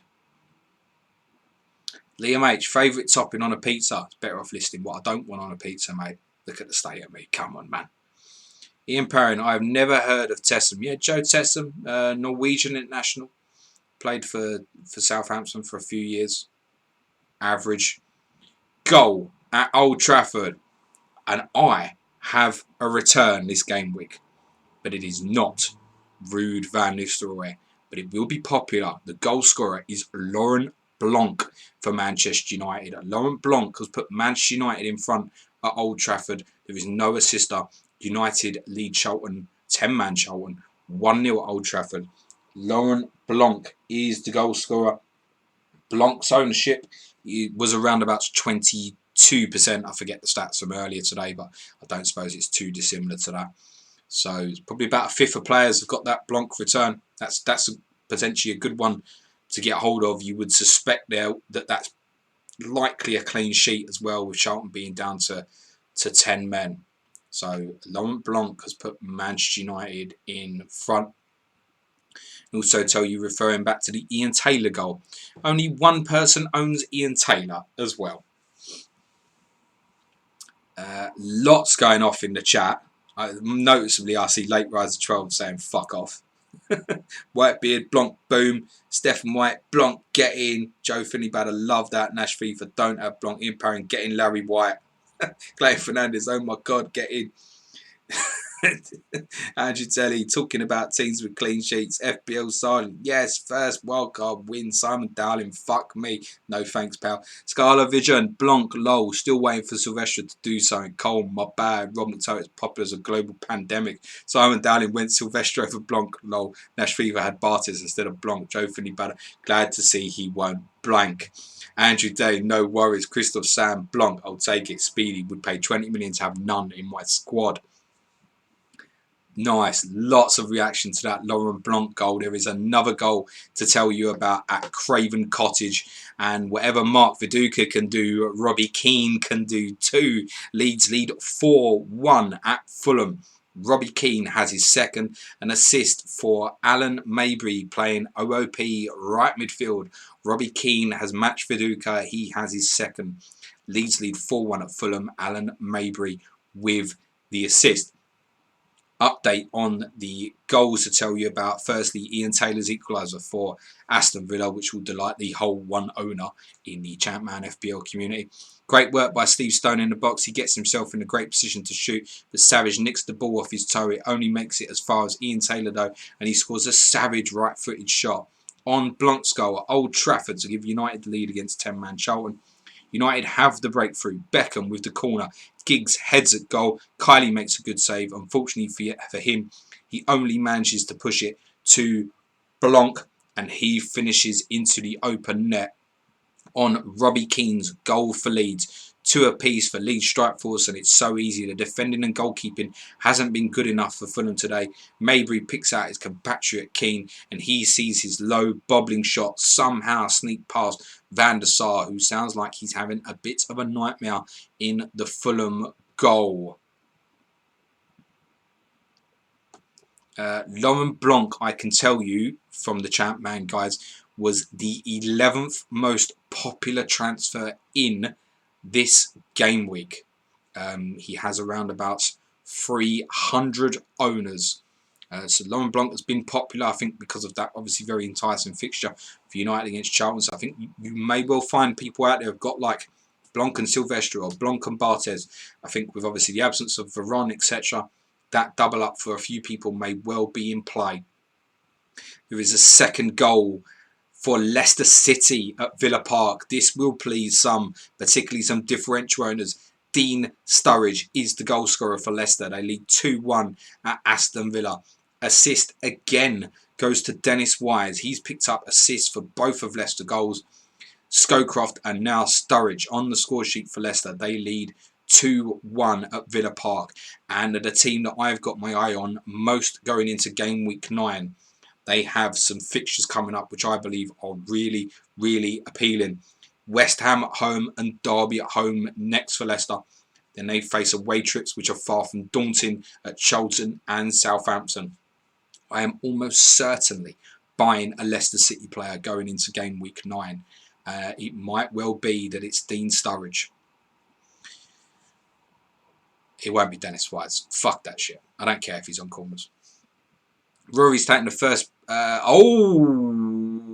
We've got a big goal at the Riverside, motherfuckers. Drum roll. Arsenal clean sheet gone. Alan Johnston is the goal scorer for Middlesbrough. The popular Alan Johnston has scored. Arsenal's clean sheet is gone. Johnston scores. Middlesbrough 1. Arsenal 1. It is level at the Riverside, motherfuckers.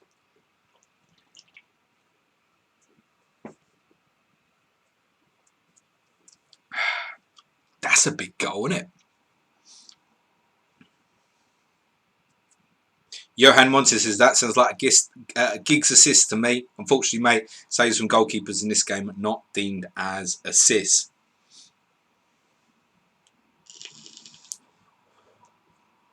Andrew Martin giving a shout out as well to Sturridge, mentioned by Craig Kemp on FPL Dougal's excellent podcast last night as well.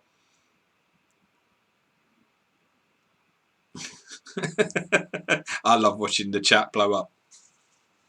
Most of it seems to be fuck's sake on the Arsenal clean sheet going out more than the Johnston goal. Johnston is owned by 17%. I suggest there is probably more ownership into Arsenal defensively.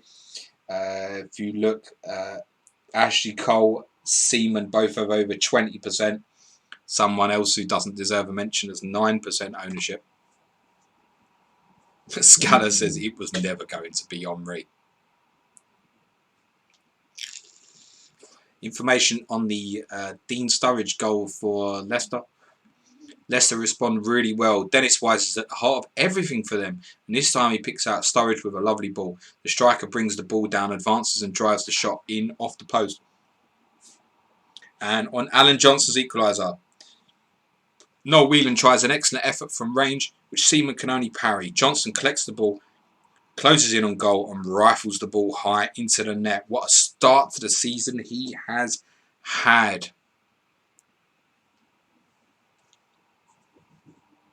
FPL Chancellor says, go on, Jono, you beauty. Come on, you Spurs. Mark Dorney necking a coffee for Riverside. Does not have the same feeling as a Wednesday night. Get yourself a beer then, Mark. Simon Downey says, Liverpool for the title now. Stefan says, United are coming for this title now. Yeah, I mean, they're winning it, aren't they? Get back in your box, Steph. They've had a couple of bad results. The MH thought he was going to Blanc today. You lot are a proper state. Many of you don't go out, do you? I don't suppose any of us are going out at the moment.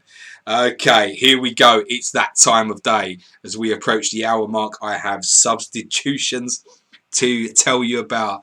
Change of piece here at Portman Road.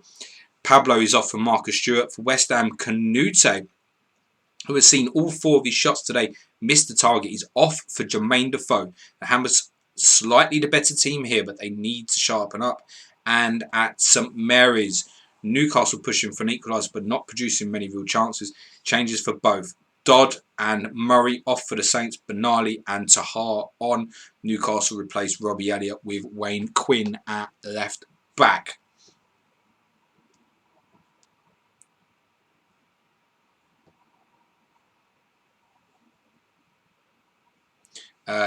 Dean Sturridge ownership numbers, interesting ahead of game week 9.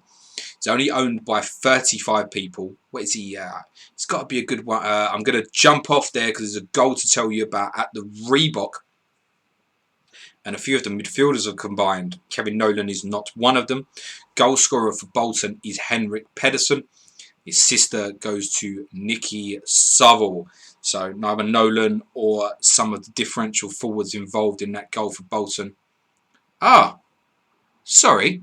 That is Henrik Pedersen. In my head, I read that as Per Franson. I really don't know why. I own Henrik Pedersen. Henrik Pedersen has given Bolton the lead.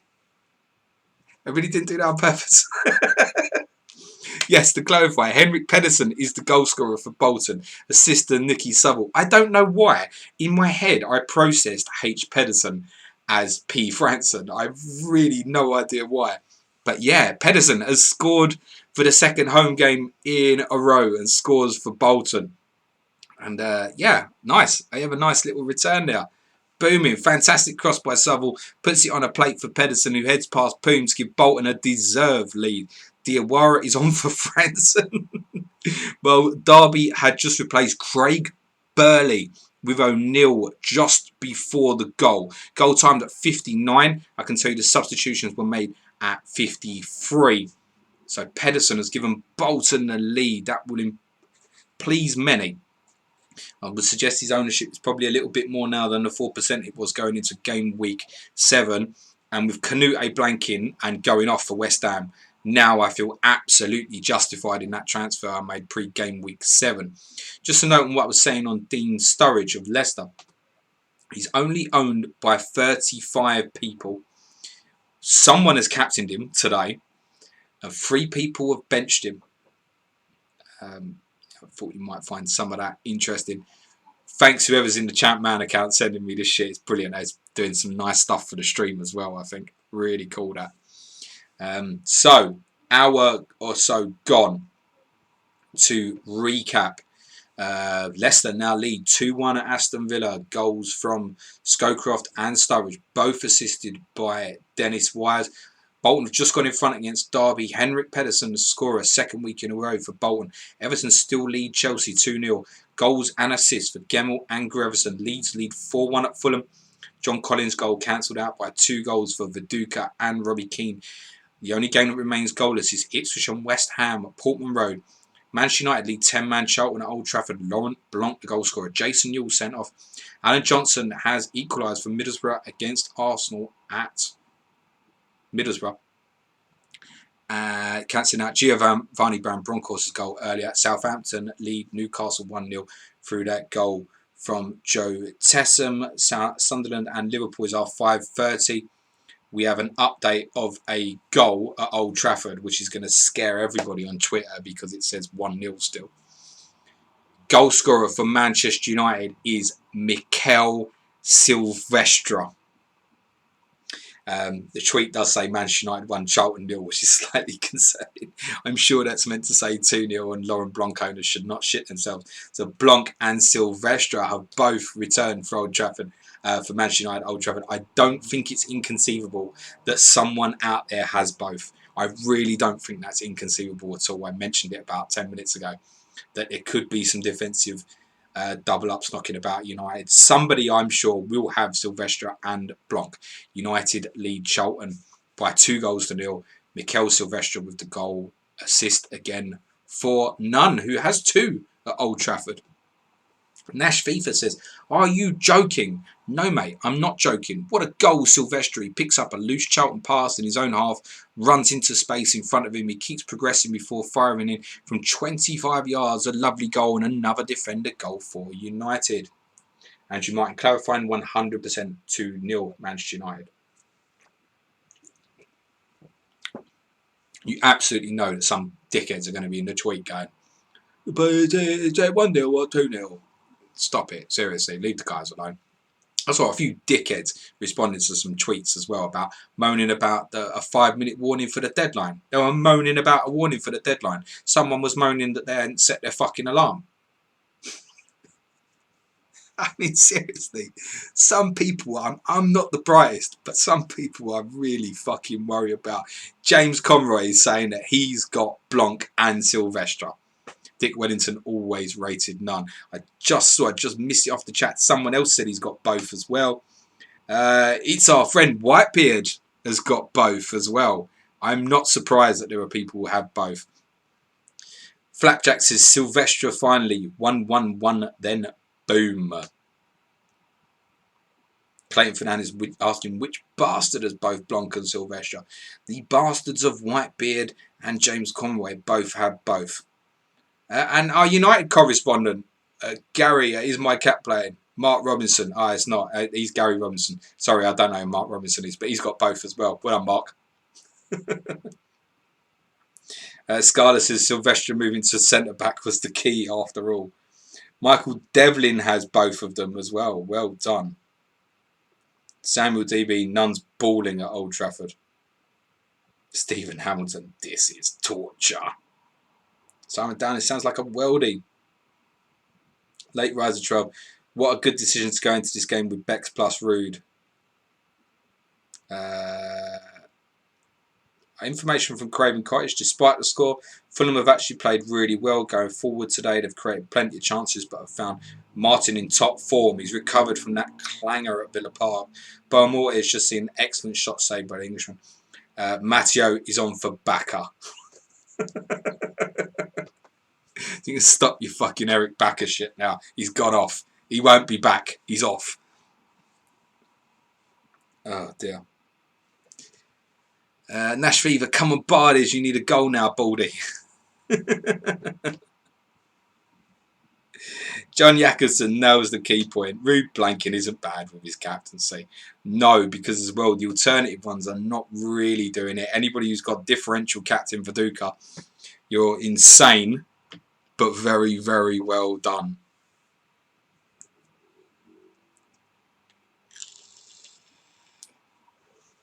James Street, the heart to Sylvester Tinker didn't happen. Gutted.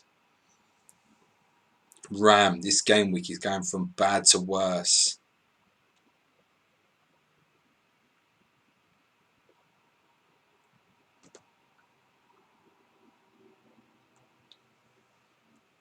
Paul Ronner, at this point, I'm just praying for Bartes and HH to keep their clean sheet. Only got Redbroth assists so far. Luke Porteous, Gary Neville was defo a shite pick. Never played. He needs to go. Simon Dowling, a Matt Holland goal would be really delicious. FPL Sergeant, good to see Matteo back in. Stop it. FPL Cobbler rolling out to welcome Matteo. Go on, plus you don't really want to be in the sheet 5 minutes before deadline. Plenty of time to set beforehand. Yeah, it's fucking dickheads. I started typing out a tweet to this guy to tell him to fuck off, and I just thought, you know what, it's not worth it. I'll leave it to the guys.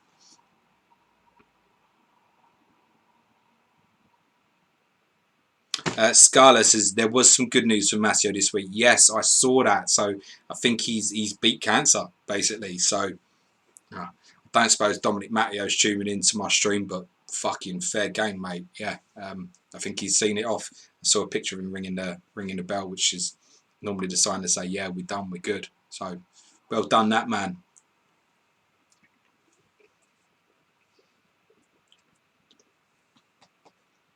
Heavy Finger 7, the top goal scorer, Grabby 6, not playing, Yule 5, sent off.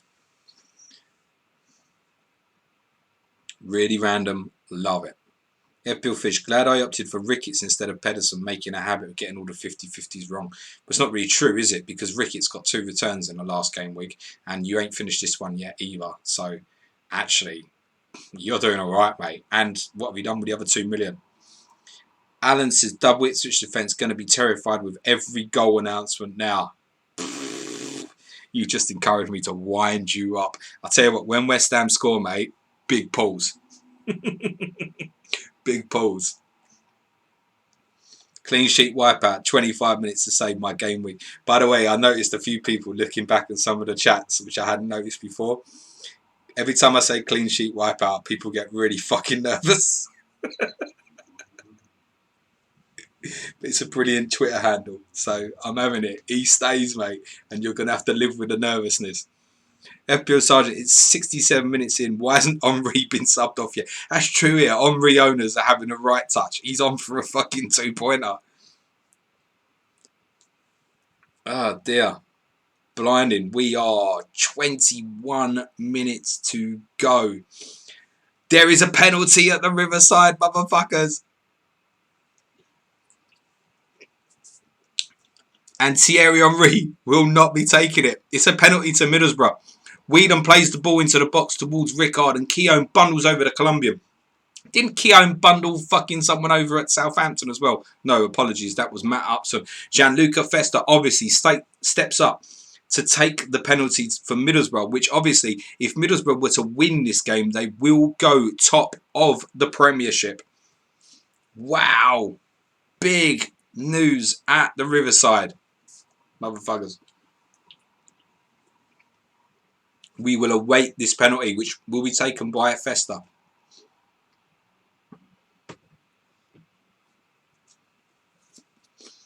Wow. Big news. Let's wait for it. Oh, scored. Middlesbrough lead. Arsenal, Gianluca Festa with the penalty. 2 out of 3 in 2 game weeks for Festa from the spot. Assist for Hamilton Rickard. Arsenal's unbeaten record is on the line at Middlesbrough. And Middlesbrough, who are also still unbeaten themselves, will be top of the Premiership tonight should they hold on to that victory. Wow. No one saw that coming.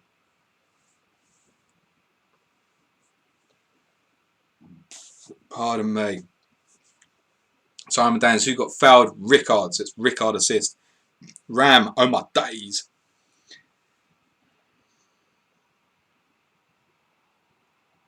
Stephen White, United go top now. Nah, blood. Middlesbrough, all over it, mate. You saw this Riverside motherfucker shit.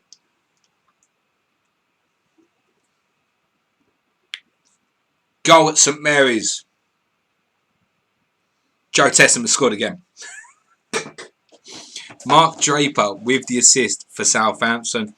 Joe Tessum, owned by one, has scored twice for Southampton against Newcastle at St Mary's. They lead Newcastle by 2-0. Andrew Martin asks if Middlesbrough will be the first Premiership Invincibles. Oh dear. What's next for Middlesbrough fixture-wise? I'll have a discuss about it when it comes around. But do we start taking them as more than European hopefuls and possibly title challengers? Remember as well, should they hold on to this, Greening and Boxic both injured for them today. So that's an amazing result. They had to make some enforced changes should they hold on to victory in that game. Information on that goal. The Italian Festa makes no mistake. Borough now wants to defend while Arsenal set their stall out to attack for the last 20 minutes. Changes of foot for the Gunners. Update to follow, I presume.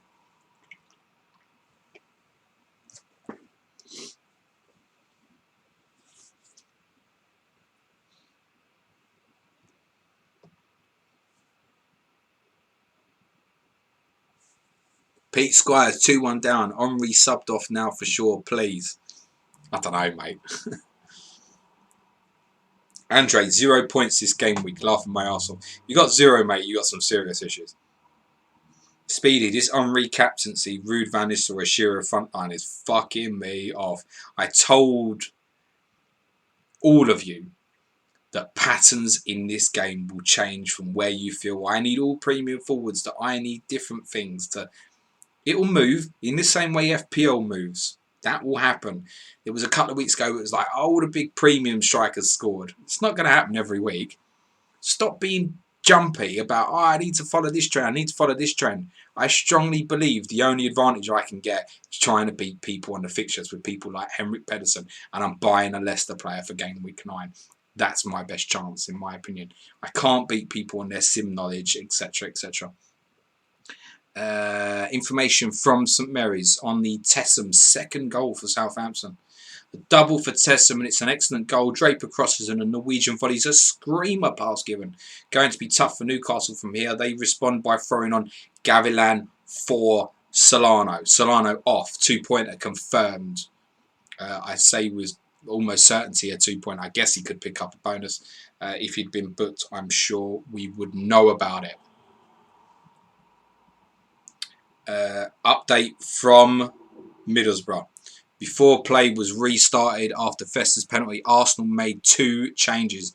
The quiet Lundberg and Henry are hauled off, with Inamoto and Bergkamp on as their replacements. Wenger will hope they can find a goal against this solid Borough side. Wow. I don't even need to say Riverside. Motherfucker.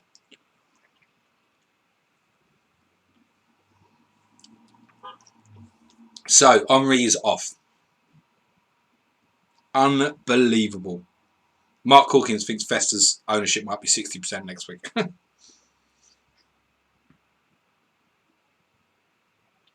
Wow. Cal says, great week to get Solano. I think they're selling him, actually. I mean that genuinely seriously. I'm thinking of selling him because his ownership is so high and I've had good returns off him and I'm waiting for others to obviously jump on. So the big news, obviously, Henry's off while you're all trying to fucking process that shit in the chat. I'm going to update you on the team news from Sunderland, which I need to get on my phone so I can't read it on what I'm looking at. Okay. We'll go to the Liverpool team first because I think that's probably what you want to hear first. There are some surprises. Certainly I can see looking at it that there's no John Onorisa for Liverpool. Biscan plays again at centre-half. Fowler and Heskey play up front. Barmby and Murphy retained in the wing-back positions. I'll go through the Liverpool team first. They are Dudek in goal. Left back, Gregory Vignal. Centre back, Biscan and Hyypiä. Vegard Hegem at right back. Barmby and Murphy in the wide positions. Gerrard is partnered in central midfield by Jamie Redknapp, Robbie Fowler and Robbie Heskey up front. Subs are Kirkland, Carragher, Lippmann and Hamann and John Miles. Sunderland looks fairly standard to me. Craddock and Tome is the centre-half partnership. They are Thomas Sorensen is back in goal for Sunderland. Michael Gray left back. Bernd Haas does retain his place at right back. Left midfield, Bart Williams. Gary Till on the right. Schwartz and McCann centrally. Phillips and Deslandes up front. Subs are Ingham, Quinn, Bellion, Medina and Stanislav Varga. As I've said on the last stream, Sunderland central defensive guys do seem to rotate, particularly Craddock and Varga. I think Tome is the more nailed. But the headline news on the Sunderland team is that Thomas Sorensen holds on to his place in goal. With information of a substitution, Reebok. Derby haven't really been at it today. They look to shake things up a bit by bringing Kinkladze on for Christie. Can he make something happen for them here?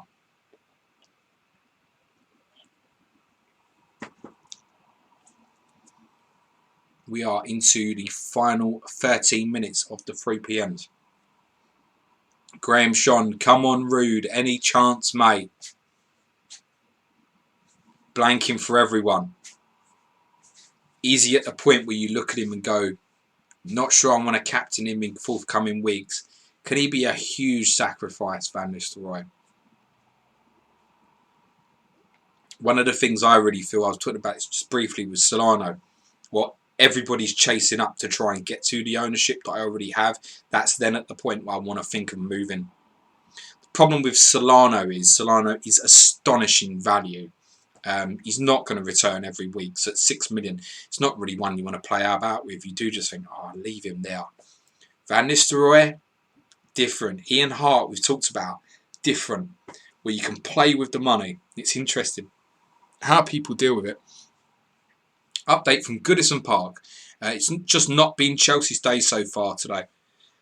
Marcel Desailly is down and unable to continue. His ownership was around about 16% going into the game week. I don't have the confirmed final number for him. Albert Ferrer is on in the Frenchman's place. Earlier, Gronkia come on for Alex Zedzi, who played poorly. Don't expect that one to hold. I have a third goal to tell you about at Old Trafford, and it's unpopular. Goal scorer Paul Scholes, assister Roy Keane. United lead 3-0. Goal, Scholes, assist Roy Keane. You ever thought that kind of goal and assist would be unpopular? It's hard to actually think in a real world where Paul Scholes' goal in a fantasy game would be unpopular, but I'm pretty sure that it is, other than those who may have well taken Andy Martin's advice last Sunday night on the Champman FPL stream and gone from Veron to Scholes. Just some numbers to update you about on Silvestre and Blanc. 11 people have both. 432, it's roughly around about 22% or so, I'd say, have one or the other. 900 players have neither. So if you've got one of the two on the return now, it's looking good. So yeah, 900 players do not have one of Silvestre or Blanc. So I've probably understated that a little bit. 432 have one or the other. Only 11 have both. I've seen about 4 of them in this chat, which is pleasing. So well done if you have Laurent Blanc, Laurent Blanc and Mikel Silvestre. To repeat, Manchester United lead 3-0. Paul Scholes, the goal scorer, assist Roy Keane. United have 3 and there is nothing for Van Nistelrooy, York, Giggs or Beckham. Boom.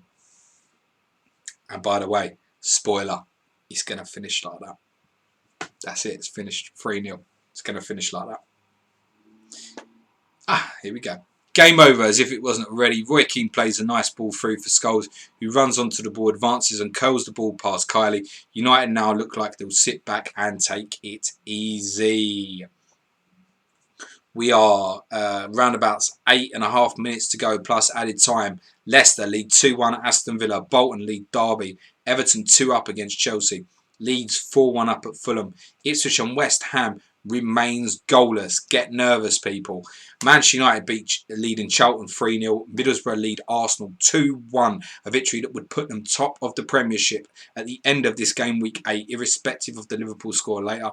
Southampton lead Newcastle 2-0. What's happening, guys? What's happening?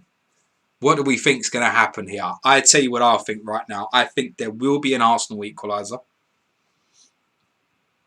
And I think there will be a goal at Portman Road. I don't know which way, but I think there will be one. I obviously hope that West Ham don't fucking score because I brought in Sereni so I can really do with that little shits and sods. Callum Highland, hiya Planet FPL. It's FPL Integrity from Instagram, mate. I ain't not really on Insta much. Just asking if you have joined my football jersey giveaway. Also have a great day, mate. I can't be honest, Callum. That fucking Scooby what you're talking about, but I appreciate it, pal.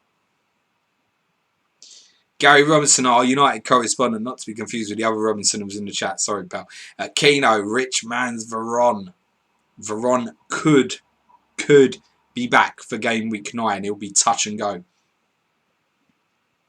FPL Panda says, I'm going to drop out of the top 1k. While you're there, Panda, do give Suj my regards and say hello. Mark Dorney, like the stream, guys. Boom! Shout out to our man, FPL Captain. Fuck, I fucked it again. FPL Captain, give that man a fucking follow. He's doing great work with the graphics. Top man himself. Rob Pick, good pick on Scholes, James. Killing me. Yeah, dog. Pick Paul Scholes in my head-to-head with the scout this week. That's going to possibly put me 5-3 up. I can't even remember who you picked, Rob. But yeah, I went with Paul Scholes. So touch. James Conroy, any danger for Needy? That'd be good, wouldn't it? Serrani, 60-yard punt. Fanidi gets behind the despairing Thomas Repka and gives Ipswich the lead. That would be good. Andrew Martin, Skull stats are amazing. Shame he doesn't get game time. Hope Veron comes back too early. Yes, I want Veron back in the game while he's next to no owned. Staggering how his ownership died. Obviously was going to after this game week. There is a goal to tell you about at Craven Cottage. You may well want to captain Mark Viduka next game week, but you wanted to captain him this game week. He completes his hat-trick at Craven Cottage. Leeds lead 5-1 at Fulham. And the assist will be popular. It is Stephen McPhail with the assist. Leeds lead 5-1 Fulham. Hat-trick for Mark Viduka.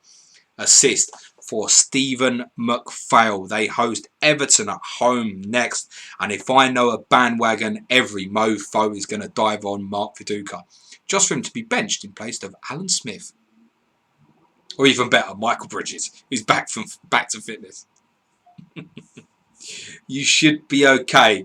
Andy Martin, I'm telling you now, the people will want to know if Australia play in this international break. It's going to be big. The Aussie completes his hat-trick. McPhail tees him up this time, playing a nice ball into the box. Viduka picks his spot and beats Van der Sar. It's been a miserable afternoon for the Dutchman. And the whole Fulham defence, really. I saw lots of people buying like Gomer and Wadu this week. I don't mind it. I don't think that was the week to be doing that shit. Leeds have had bad results, but they're showing you what they're capable of here. They are capable. They could win this league. Extremely unlikely. Extremely unlikely. But they could if they get up a fucking run at things. I think disappointing for me is Leeds have got 5 and I've got nothing for Kilwan and Hart. But can't complain. I've had plenty off these boys. Scala says, nice one, McPhail. Please stay on the bench, Chadwick. And I've got a substitution to not tell you about Old Trafford. Billy Hadaway, Smith didn't even make the bench this week. Sure to start next week. Yeah, exactly. It's the fear in it. Surely they can't drop Viduka after that. But it's only Keane that will play in the hole or in centre midfield. Interesting. Grapple Spotlight. Thank you very much for your comment in the chat. That's really kind of you, mate. Thank you. Gary Shepherd as McPhail's second sub. Simon Daniel Smith isn't first choice despite having amazing stats in the game. We know, but he could get brought in at any time. Darren Addy, I have no returns. Literally no returns. This is so bad. So we have a few minutes to go. Clean sheets holding for Southampton. I presume there won't be many.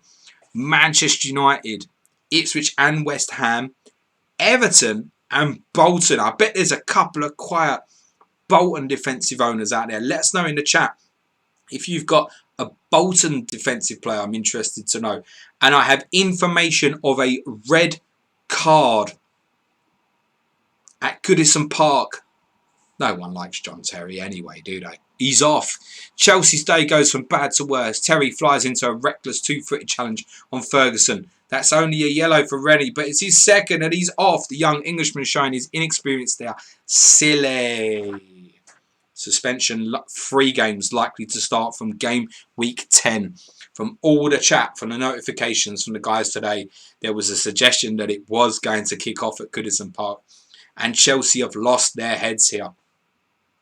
Back-to-back defeats at Leicester and Everton. Wow. Need some more fucking money, don't ya? Need some more fucking money. Nick Griffith's looking at a Petrescu clean sheet. Brian Ewers, Beaumont scores since his hat-trick. I don't know. And there's another goal for Everton at Goodison Park. They've scored again. Alan Stubbs is the goal scorer. And there's assist for Paul Gascoigne. There's only one Paul Gascoigne. One Paul Gascoigne. There's only one Paul Gascoigne. Fucking love Gazza. Alan Stubbs with the goal. They are massacring Chelsea. They're fucking shit. And they're giving Chelsea a hiding. Everton lead Chelsea 3-0. Alan Stubbs the goal scorer. Paul Gascoigne with the assist. That is done. Fuck me, Chelsea. What is that? And yes, as plenty of people picked up, red card involving Araya already, but the commentary suggests there was someone earlier in that game who had been a bit fortunate to escape. And actually, the suggestion is that the Terry's tackle, which was the second yellow card, should have been a straight red card. So actually, he's not been overly harsh in this particular fixture, which is worth noting. Everton's day is going from worst to terrible. I think that means Chelsea. That's your auto-correct, boys.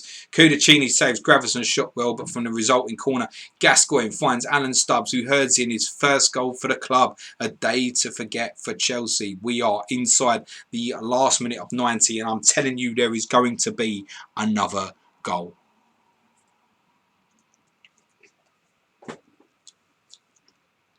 That kid, of course, could be absolutely wrong.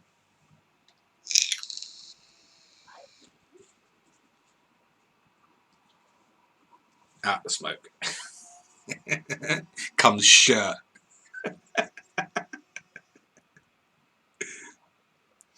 Gary Shepherd says, not got a chant on your phone, fan in Snapchat. I don't think a single player has scored today who I have a chant for on my phone. Which I should say, just while we're waiting on it, I don't know if he's in the chat or not, but big thanks to Colin Atkinson, who's a Sunderland fan. And there is a goal, by the way. I'll come back to Colin. There is a goal. Shall I leave you sweating on it? Nah, fuck it. Goal scorer for Bolton is Bruno Ngotti. Assister is Neil Maddison. So I think for Pedersen owners, probably still quite happy with that because Ricketts and Wallace, the alternative differentials, have not returned. Goal Ngotti, assist Maddison. Was Ngotti in that starting Bolton lineup? Don't think he was. No, he wasn't. Ah, shit. Bad times. What I was saying is Colin Atkinson, big shout out, Sunderland fan, been very kind on Twitter. Many of the chants that you will hear in upcoming game weeks have been sent to me from him. I am constantly updating the guys that I've got, and I'm trying to play tricks. Fucking this good gear, you know. Trying to play tricks with you by adding chants of players that have already scored goals. You think it's not coming. Goal at Portman Road! Ipswich has scored. Marcus Stewart is the goal scorer, and there's assist for Fanini George. Ipswich lead West Ham at the death. Marcus Stewart the goal scorer, assist for Fanini George. How dramatic is that? Boom! Ipswich 1, West Ham 0. Marcus Stewart the goal scorer. Fanini has returned for me. Boy! Assist. Yes, get in. Fucking hate West Ham. Sorry about that, guys. Big goal at Portman Road. I told you there'd be one there. I had a feeling. 90th minute goal for Marcus Stewart. Assist for Fanini George. Boom! For those holding a double clean sheet, Ipswich, you're good. Information on that Stewart goal. I don't have the update on Bruno Ngotti's goal. Probably the official account doesn't give a fuck. Another late winner for Ipswich at Portman Road. Fanini goes on a terrific lung-busting run down the right before crossing for the near post where Stewart gets in front of his man to score his first league goal of the season. James Conroy, my captain, Fanini. I'm going to sell that prick straight away now. Fuck it. I've got the return. See ya. Stephen White says Ronald is fuming. Oh, Ronald Weasley, it's got to be. You West Ham bastard. Give him a kiss from me, Steph. FPL Badger, our Norwich correspondent, he's puking up in the chat while his side draws away to Barnsley or some other shit. No offence, Rob Pick. Oh, no. Big time late goal, that one. A lot of you just shit yourselves, didn't you? Full times confirmed. Game's over. Lock 'em in. Turn 'em red, Chris. Full times. Leicester have beaten Villa 2-1. Bolton have beaten Derby 2-0. Everton have beaten Chelsea 3-0. Leeds, Huge 5-1 win at Fulham. Ipswich have beaten West Ham with that late Marcus Stewart goal. Manchester United have beaten Charlton 3-0. Van Nistelrooy blanks. Middlesbrough are top of the Premiership. They have beaten Arsenal by 2-1. And Southampton have beaten Newcastle 2-0. I suspect averages are going to be low. If you've got 4 returns or so, I think you're probably going to be on a very good week. That said, it's worth noting there are a few clean sheets knocking about. So clean sheets for Spurs, Bolton, Everton, Ipswich, Manchester United, Southampton.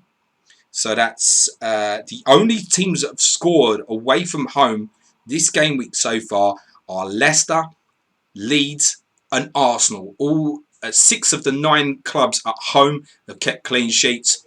Sunderland hosts Liverpool in the 5:30.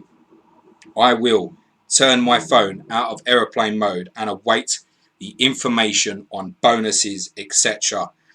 From these 3 p.m. games. Thank you everybody again for joining in on the chat. Fucking blast again. Probably not as high scoring as some others have been, but really, really good fun. Love that. Make sure you give my guy, FPL Captain, a follow. Fucking star on his graphic stuff. And give everybody a follow who's doing really good stuff in the community. Too many to fucking mention so far.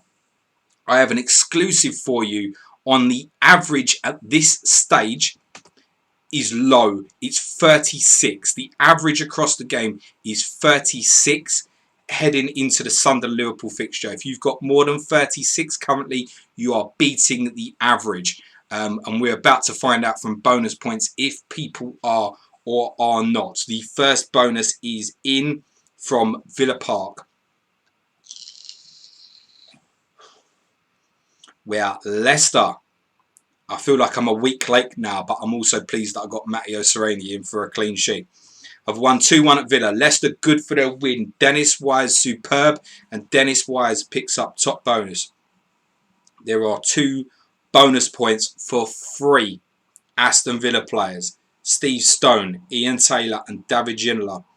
There are also 2 bonus points for Jerry Taggart, James Scowcroft, Dean Sturridge. I'm told by the Champman FPL account but that our league leader is on 77. I know he's in the chat. 77 for the game week, including bonus, apparently. There is also a save point for Boas Myhill and Ian Walker. So just to recount, there's bonuses: 3 for Wise, 2 for Stone, Taylor, Ginola, Taggart, Scowcroft, Sturridge. 3 bookings in that game at Villa Park: Barry Taylor, Joby McAnuff, who's someone I've really got my eye on as well. Dennis Wise's man of match performance was a 10 out of 10 rating. Only substitutions in the match was Ginola for Merson on 54 and Frank Sinclair for Gary Rowett on 66. To Bolton Wanderers, top bonus, Henrik Pedersen. 2 bonus points for Neil Maddison and Nicky Southall. 1 save bonus for Mark Poom. Sorry if I didn't clarify in the Villa Leicester game. I don't suppose anybody fucking owns them. But there's a save point bonus for Myhill and Ian Walker as well. 1 save point bonus for Poom. Nothing for Jääskeläinen. There was no yellow cards in that Bolton Derby fixture. Bo Hansen and Gotti, who came on as sub, and Diawara, all with substitute appearances per France and returns a 1-pointer. Came off on 53 minutes. Pedersen's man of the match rating was 9 out of 10. Craig Burley, as we knew, off on 55 for Brian O'Neill. Georgie Kinclardy on for Malcolm Christie on 76 for Kinclardy. Did come on for a 1-pointer.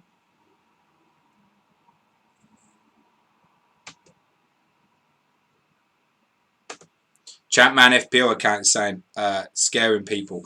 Oh no, the leader's not on 77. The Champman FPL account is saying, am I on 77? I don't know. Why are you treating me shit that doesn't make sense? Apparently the leader's not on 77 and I shouldn't be scaring people. But the game week average I can say is 36. You're going to DM me shit. I'm going to report it, guys. Everton beat Chelsea 3-0. Contender for most surprising result of the day, but it was pretty even contest, really. Top bonus at Everton goes to Gary Naismith. 2 points also for keeper Simonson, Stubbs, Xavier, Gravison, Kemmel, and a pleasing 2-point bonus for Mario Melchior of Chelsea. Has picked up a 2-point bonus. We know there was a red card for John Terry. There was also bookings for Alex Zedsi, Duncan Ferguson, and Abel Zavia were also booked. The Fantasy Chat Man accounts DM me stuff and just getting it wrong. Andy Martin, clarify your statement in the chat.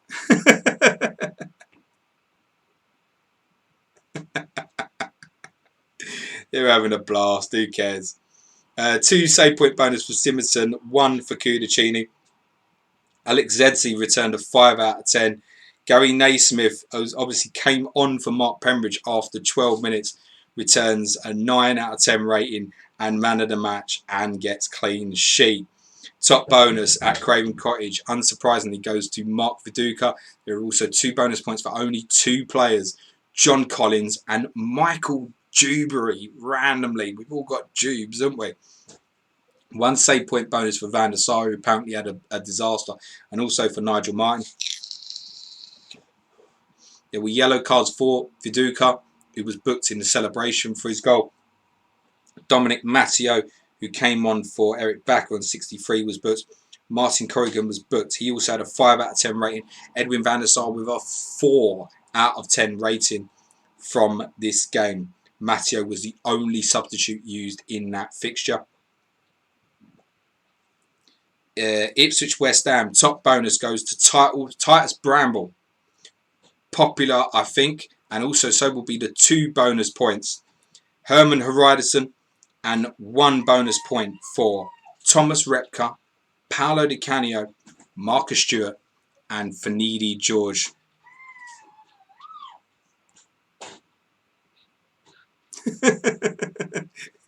James Alappa's been feeding me the stats and Andy Martin's on the beer and got excited. That's the answer beyond the 77 shit. I don't think he's got 77. Andy, lay off the booze, mate. Right, we will go to... just clarify, bookings at Ipswich. Titus Bramble was also booked. Laurent Courtois was booked. We know Defoe replaced Canute on 55. Marcus Stewart replaced Pablo on 53. There were also substitute appearances for Ashley Nichols and Martin Reusser. At Old Trafford, top bonus goes to Paul Scholes.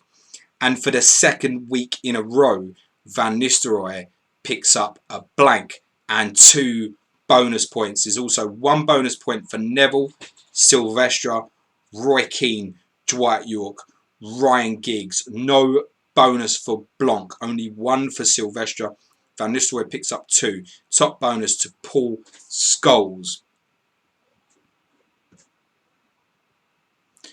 The 77 I can confirm is for Andy Martin's dead team because he's got Viduka as captain in his dead team.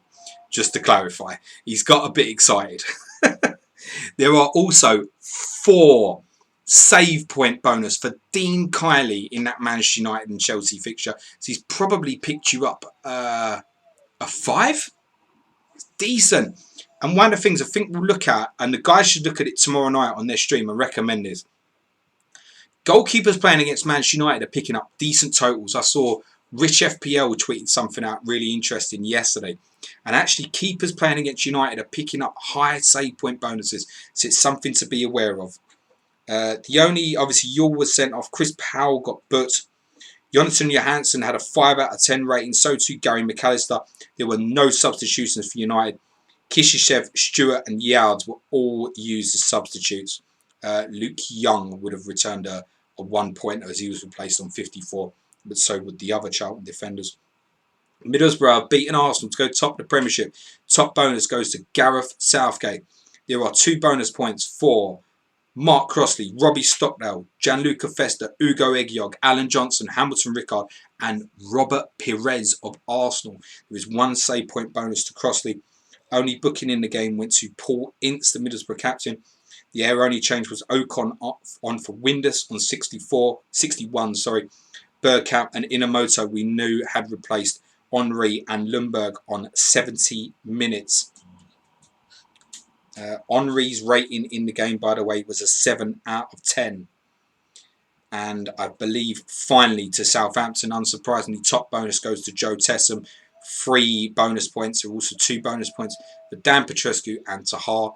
1 save point bonus for Paul Jones and Shay Given. Only booking in the game was Newcastle substitute Wayne Quinn, who replaced Elliott after 58. We knew Gavilan had replaced Solano after 70.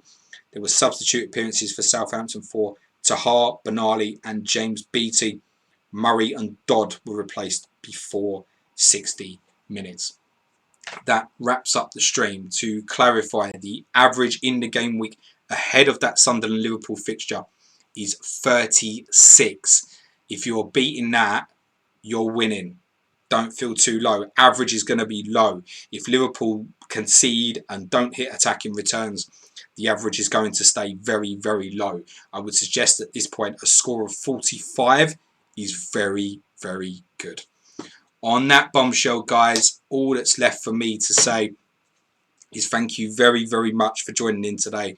I've had an absolute blast again. I will be back Wednesday, no doubt about it, unless some shit happens in my life that I can't control. But I imagine I will be back. Absolutely, guys, if I can give you one tip, do tune in to the 9:30 YouTube stream tomorrow night with Andy and Dave on the Championship Manager YouTube channel. All that's left for me to say is ciao for now. Q Music Man Show. See you Wednesday.